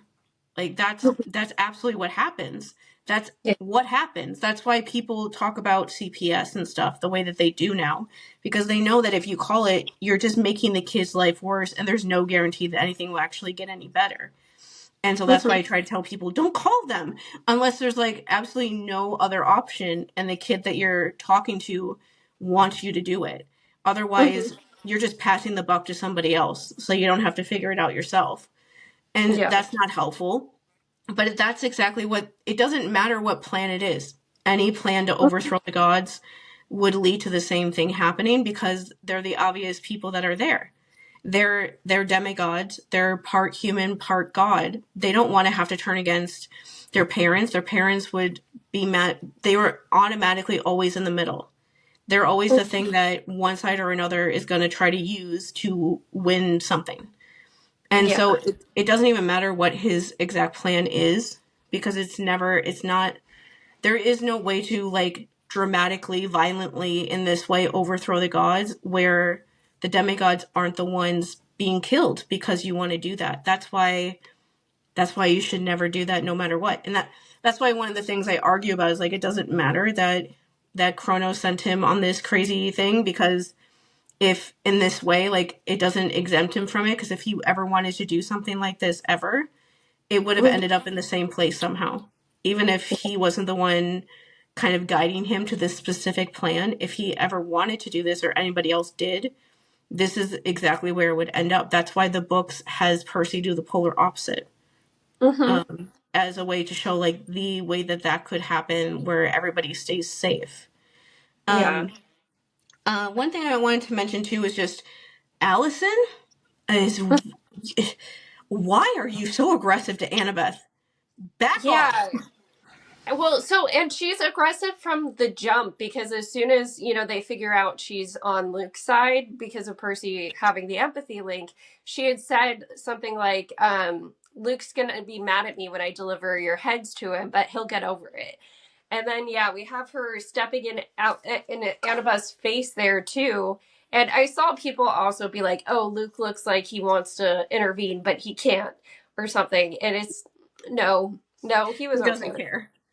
Yeah. He doesn't care. But also, I thought that was interesting because part of Allison is showing, like, Luke's leadership. And so you see how on Luke's side, the way that she thinks she can, like, be at the top of the totem pole in a way of all the people on his side, at least, that isn't him, is by killing people like Percy and Annabeth, because she knows how powerful they are. And that would be, like, something that would put her at the top, right underneath him. And she thinks that he would be so impressed by her doing that he wouldn't stay too mad at her for very long, which is probably true. But I think that she is weirdly aggressive towards this literal child when she's like 20, 21, and Annabeth in this is like 13. Yeah. I did like people like our friend Tatiana and others talking about how this feels like weirdly racially motivated. Like, it feels like she's really mad at her because Annabeth is a young black girl that obviously means a lot to Luke. It's not like a super obvious thing, but it's one of those things that because Annabeth is black, you can very easily see it, even if they don't like telegraph it for you, because they don't need to do that. But it does feel like that she's like especially mad at her just because she is black. And then on top of it, because she is, and then she's also the super important person to Luke in this really weird way. She's like super jealous of this young girl, and is like threatening to like beat her up and stuff. And Anna's face during that part, she's just like, what is going on? Because it's like, what are we doing? Like, why are you being so, I don't even know you. Like, we went to camp together and you're like threatening to hurt me. And it's like, poor Allison Simms, out here risking getting stabbed by Annabeth all over a guy who thinks 18 is too old. That's what Allison ends up doing so far, is beefing with a 7th grader because she has some sort of importance to Luke, and she hates that he likes her so much. And I'm like, have you thought about like why you want him to like you so much? I'm really interested to see what happens with her if she stays loyal to him, or if she finds, like, I'm curious, like, he probably misled or lied to people like her to get them to join in the same way that he was misleading Percy and Annabeth to join him. And so it makes me wonder, like, does she find out something in the course of this season where she finds out something he said wasn't true, or something, or does she stay hardcore for him the whole time? Like, it's impossible to find individual people besides like Percy and Luke in the final battle scene, so it's hard to know if she's there. I don't know I don't want her to like die, because her character is interesting because she doesn't exist in the book, and so I don't want that to end after just one season. But I'm just very interested to see what happens with her. Like, I've always thought that she was a good way to show an introduction into like the stuff that happens with Selena before her character is really there, and she's another girl that's around Luke, and we're already seeing how trying to make Luke happy is her doing just self-destructive things, being willing to kill kids at camp that she also knows. She also went there and knows all those people, and she's willing to kill them too. And it's part of the whole thing with whatever happens at the big fight at the end that I hope people remember, is that these people are training to literally murder these children. They're all older than them and stronger than them. It's not going to be good, whatever happens at the end of the season with everybody. And it's not because they're all too weak. It's because they're kids and adults are fighting them, and also because they don't want to kill everybody. That's always like one of the, I feel like I have to mention this before we get to the next episode, because Clarisse and Percy fight. If Percy doesn't win that fight, it's not because he's not a good fighter, it's because he doesn't want to hurt Clarisse. Like, that's probably more of what it is. He's not somebody that, like, wants to hurt people. If he doesn't win a fight, it's just because he's not needing to prove himself like that in the way that the other person is. It's not because he's, like, his power is being, like, lowered on the show or something. It's because as a character, he doesn't want to do that. Just to, like, put that in before that happens, because I know people are probably going to complain about that if she wins that fight. And she probably will, since she's probably doing that to prove her, like, her being at the top when they get brought on her ship, because the ending part with her on her ship that we switch back to is when she realizes, she gives like her cool she finally figures out, like, I'm gonna stop pretending, I'm gonna stop trying to be like Ares because it's not working. These people aren't listening to me, and so instead I wrote down that this is like the most Ares motivation ever. Like Ares as in like astrology Ares. And it is to be like, I want to prove everybody wrong. Everyone thinks that I'm a loser and that I'm going to fail and that I can't do anything. Well, what if I'm going to think about how nobody thinks I can do it so that I can prove them all wrong and show up and tell them how wrong they were about me. That's like the Aries motivation for anything at all, is to know that people don't think that you can do it. And so you're like, fine, I'll like watch me and I'll prove you wrong. Like, that's why I'm still alive right now, is because of that sort of like motivation of like, I want to prove you wrong and I'm going to go do that. And so I really like that speech of her just saying to them, like, you know, you're all considered like losers. What if we like go out there and find the golden fleece and succeed, and then you get to come back and like laugh in everybody's faces that's called you a loser for the last however long, hundreds to thousands of years that you've been told that. Maybe you'll get a better part of the afterlife if you succeeded in this quest with me. It was a great like way to be like, I like, the thing I wrote down was that Clarisse is by herself, and so she doesn't have to like perform. Like, she doesn't have to like perform being an Aries child anymore because nobody else is there to see her. And so she can just like more be herself and just figure out what she needs to say to make things work. I really liked her just like being like, you know what? This isn't working. What if I could just find something else? Yeah, and one thing that's like also really cute, this is from the podcast, was Dior mentioned that with the acting coach, she tried to envision what Clarisse's mom would be like. And, you know, from the books, we do know she ends up caretaking Chris, although she didn't say anything about that specifically. But she was just like, I imagined mom to be super sweet and caring and like the opposite of Aries, to kind of like balance him out and be more like Aries Aphrodite type dynamic. And so I have to wonder if they thought through that so she can try to find a different motivation of like, well, who's somebody that Clarisse would see as, you know, like a positive force. I like that too, because like she said when Dior was talking about that, she said like, we find out during this season that she has this really big heart, and so that had to come from somewhere. And that is usually true when you have like a upbringing like that, is that is actually the real you. That's why you don't like you, is because you know the real you doesn't work with the environment that you're in. But I like that a lot, just because it makes me excited to see the kind of stuff that she does later on in this season, when she stops trying to do that and is like wanting to help everybody. Because I will say, the one tiny little scene that I was happy about, they put out another trailer that's like they call it trailer 2 because it's just another trailer of all the stuff coming up before the end of the season happens. And one like very short thing from that trailer is Clarisse beating down Allison when they're on the Princess Andromeda. And when I saw that, I was like, oh, thank God. that somebody beats her down like that. I was hoping her and Annabeth would like team up against her at some point. But I love the idea of that because one of the early things we saw back in like the summertime was like Percy running down one of the hallways on the ship carrying the golden fleece, and he has like a wound that people realized after we saw Allison that it looks like it's a wound from her shooting him with one of her arrows. And so if that happens, Clarisse will like lay down on her. Goodbye, you're dead now. Because that is honestly the like Ares way, is you have all this anger and rage because of whatever person in your life is overly controlling and just horrible to you. The like key to that is like channeling all of that rage into something good and like useful that isn't self-destructive.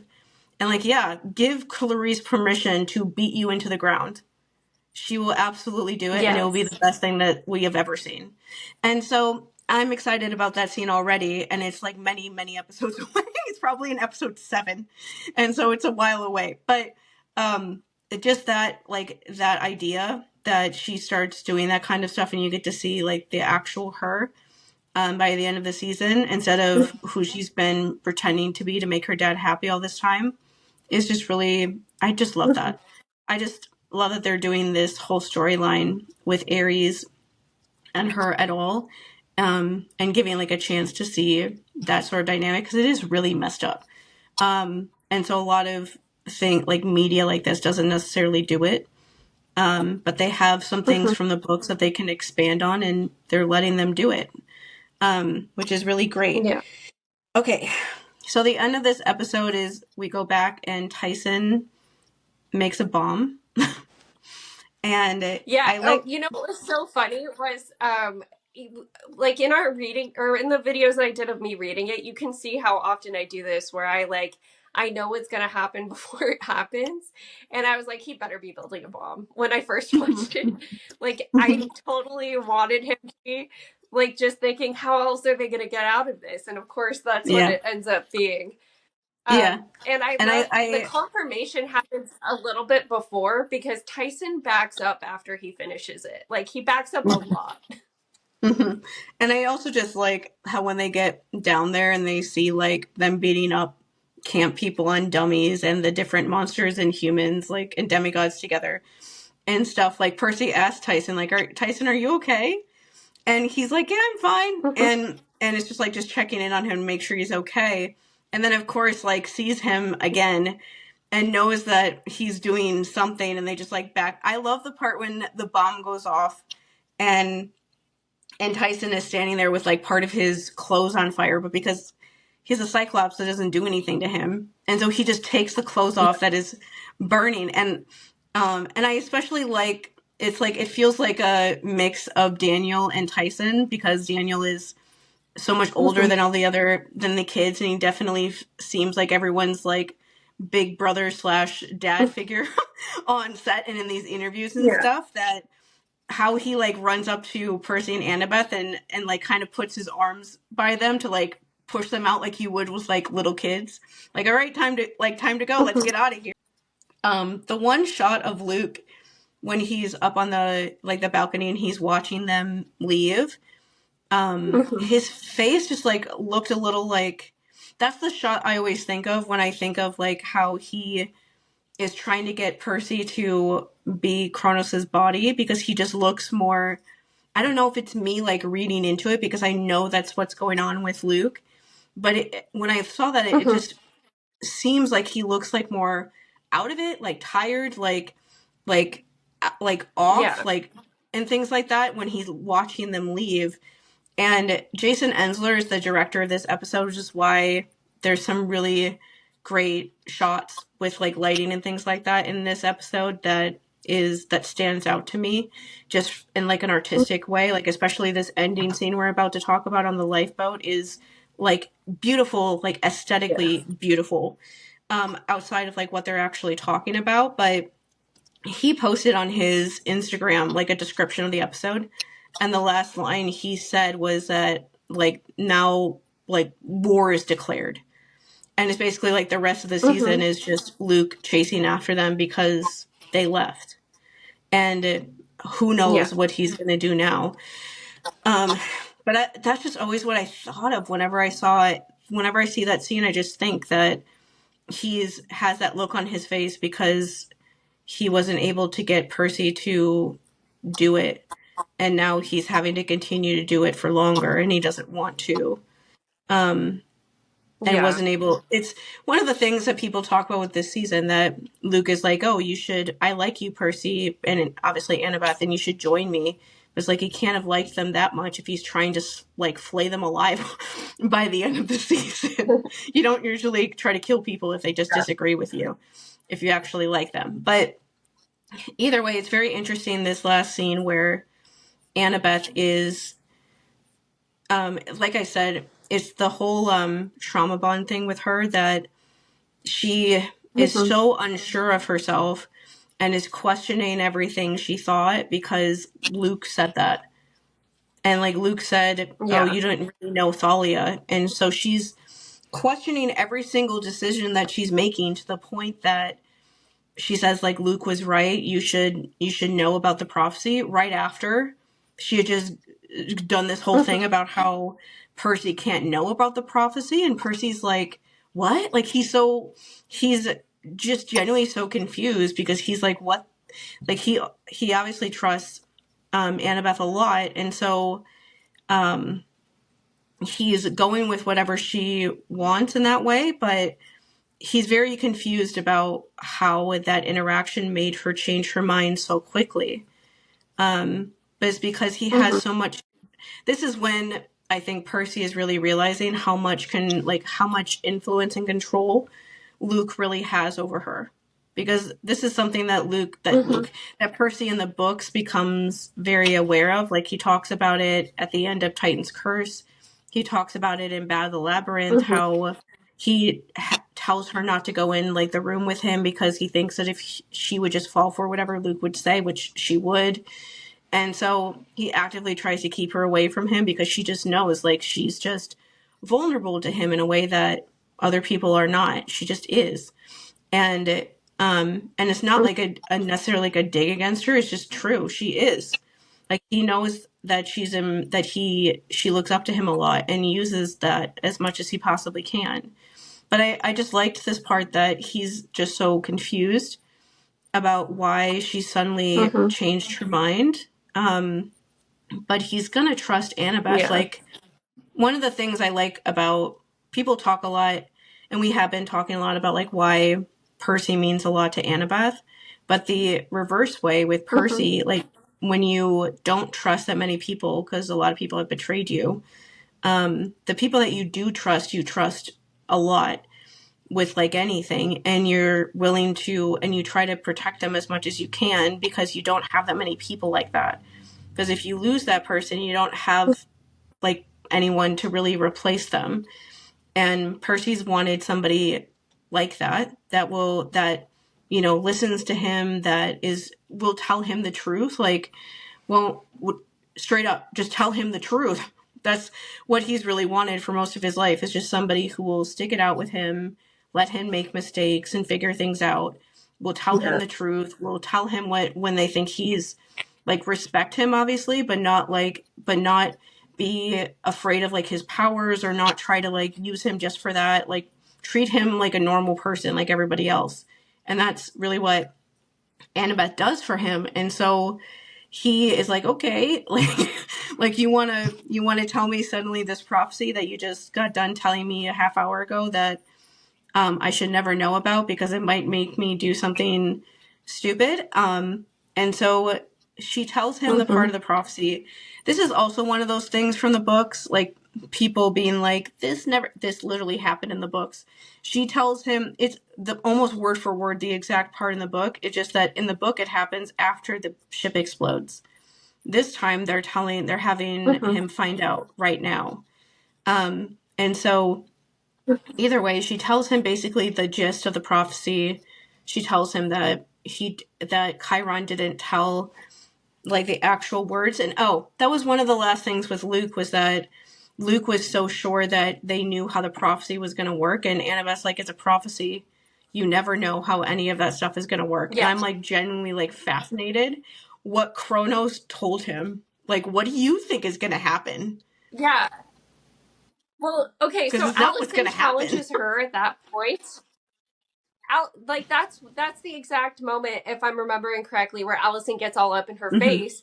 And I was thinking, like, your dad is literally the god of prophecies, and you thinking you know better than a prophecy, like, girly.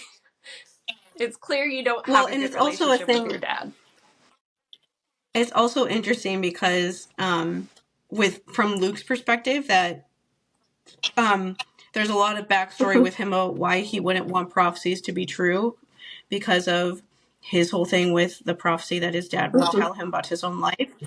But at the end of season 1, he was telling Percy, like, oh, prophecies you can never trust what they really say. They're never actually telling the truth. And that's how Percy introduces telling Luke, like, I know that you're being weird.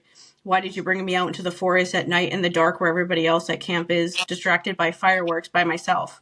But prophecies? Those things are so vague. The quest is over, and everything the Oracle said has either come true or makes sense. Has it? And so a year later, here's Luke being like, oh, prophecies are always right, and they're easy to understand.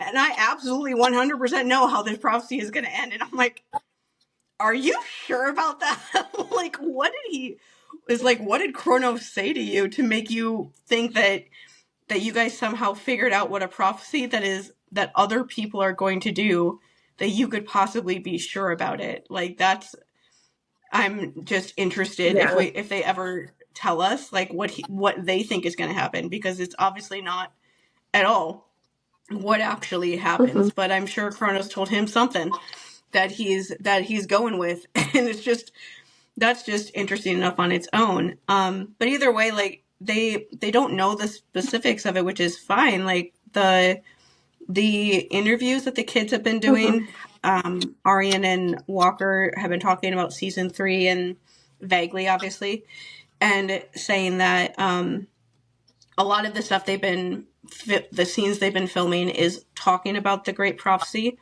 And Arian was saying that they don't know the specific, like, the actual lines of the prophecy yet either. It's just that they do know about it, and they're talking about it a little bit more. And so it's like, they don't know everything. Like, he doesn't know about the part about his soul being reaped still, like, thank goodness. But they still know that there is one that says that he's supposed to turn into a weapon. And it's like, I can't imagine a person more unwanting to be a weapon than Percy. And like, his face when she says weapon, and he's just like, that's just what? Like, I don't want to be a weapon for anybody, much less like the gods or not. But the thing with that I really liked was, of course, it brings up Percy's betrayal trauma again.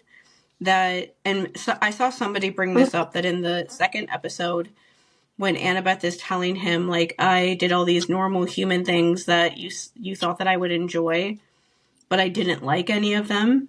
And he immediately was like, I don't think this means that we can't be friends, though. Like, he immediately jumped to the idea that because Annabeth didn't like the things that he does, that she doesn't want to be friends with him anymore. And in the same way, during this part, she tells him the prophecy, and he's like, Chiron thinks I'm gonna destroy Olympus. Chiron never said that. Chiron does not actually think that. Like, we are definitely some of Chiron's biggest champions, so I'll just, like, champion him some more. But when you're reading the books, every book basically, except for book 1, clearly, there's a part like this in every book where Percy thinks that Chiron is mad at him about something. And then Chiron tells him, no, child, I love you. Like, I'm not mad at you about anything. Like, this is the part that this happens in this book. And then at the end of this book, when they see Chiron again, Chiron tells him, like, no, I'm not scared of you at all. He's scared for him. He's scared that, like the last scene of season 1, when him and Chiron are talking before he leaves camp, he says that he's not, like, afraid necessarily of Luke, making him change his mind. He's afraid that if he's out in the world for a year by himself, that Luke and his people will find him and hurt him. Like, that's what he's afraid of on the show, even in the end of the first season. Chiron in the books talks to him in this book and tells him, like, no, I'm not afraid that you're going to do that. I don't want you to have to go through that if you don't want to. And in Titan's Curse, he's the one that comes and checks on Percy when he's too depressed that he doesn't even want to eat when he's still at camp, and kind of gives him some hope that he can leave and do the quest anyway and help save Annabeth when he feels like nothing is working. And about the labyrinth, he doesn't tell him about Nico because he thinks that Chiron will be upset with him. And at the end of the book, they bring it up, and Chiron's like, of course I'm not upset with you. I know that you didn't tell me because you thought that I would be mad, and I'm not mad, child. I love you. Like, that's basically what he says to him. Like, I love you, sweet child. I'm not upset with you. I was just worried that when I found this out, because I knew that you would blame yourself. Like, Percy, you understand, like, this is why the characterization with Percy and Annabeth are so well written this season, that these are just like natural things you do when you have these sort of problems, because this is the way that I think. And I'm Percy with like the betrayal trauma stuff. That is just what you think. You're used to people not liking you or turning against you, and so you're just like waiting for it to happen. And so he just jumps to that of like, Chiron thinks that I'm gonna destroy Olympus, which no, Chiron doesn't. But he's used to people thinking those sort of things about him, so he just thinks that eventually Chiron is gonna not like him either.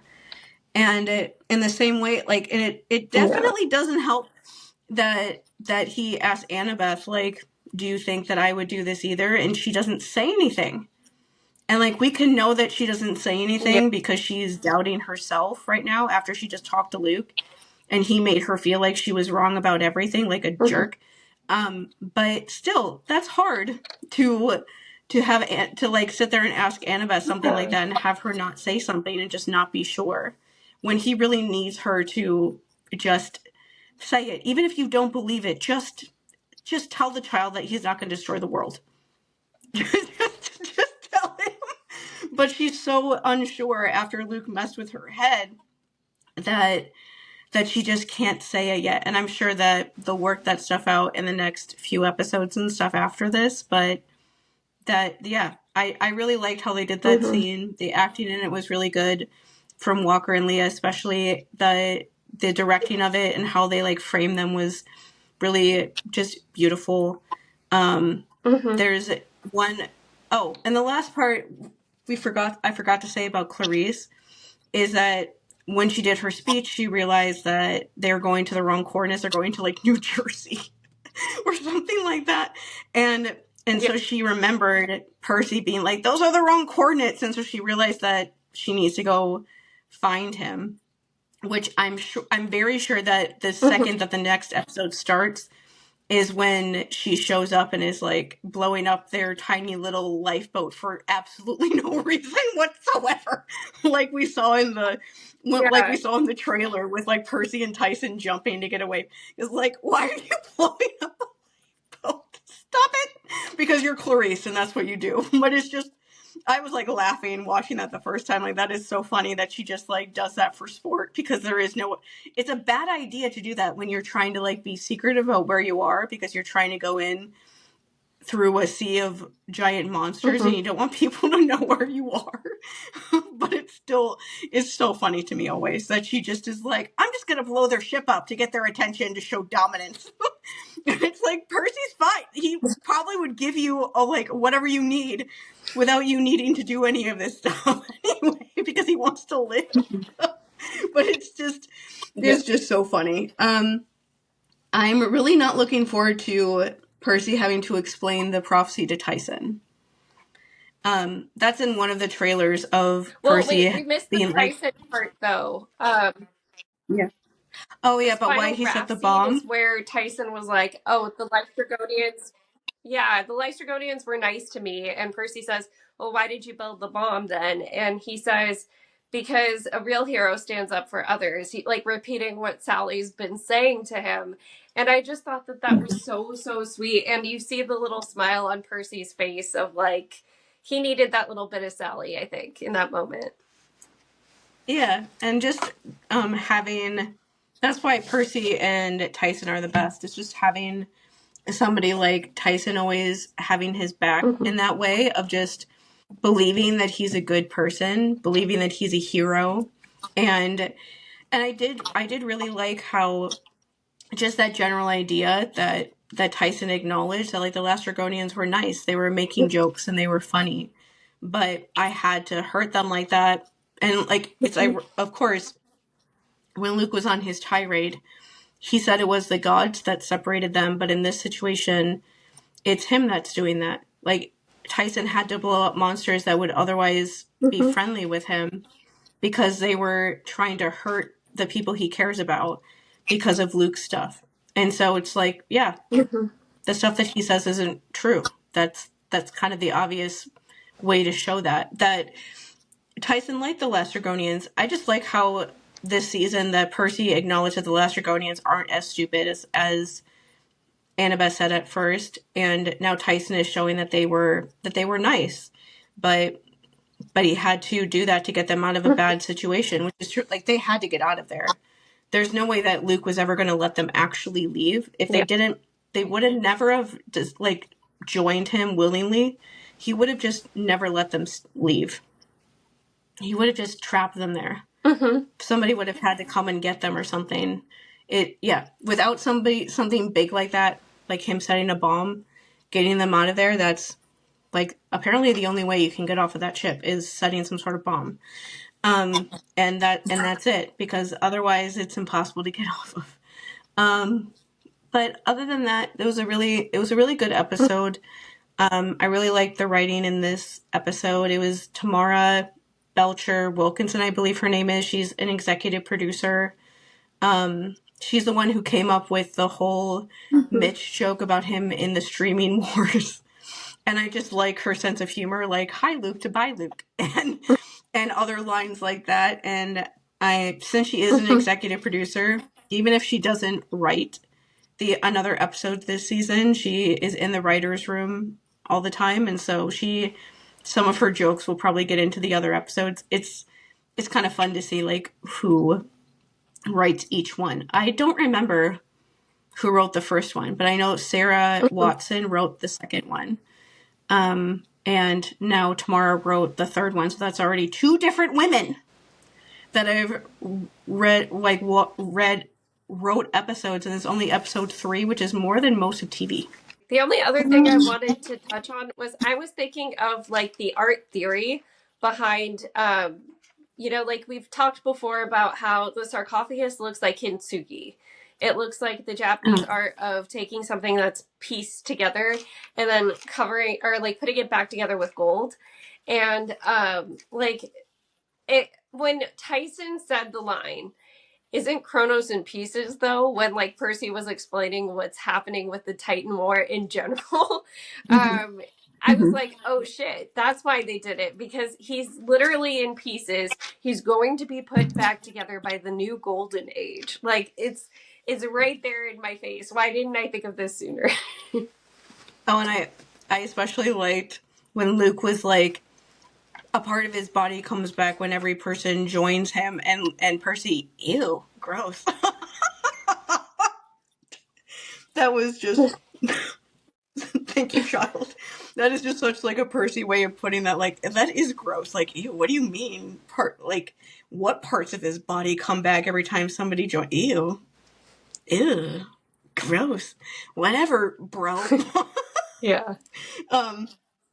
But yeah, other than that, one thing that we also learned from the internet is that, or the Seaweed Brain podcast, is that the big art piece that's behind Luke in his fancy penthouse is something that they made themselves. Like one of the concept artists made it, and then they just kind of wood burned it to make it look like that style, which makes sense because I kept trying to find it because I like Renaissance art for some reason.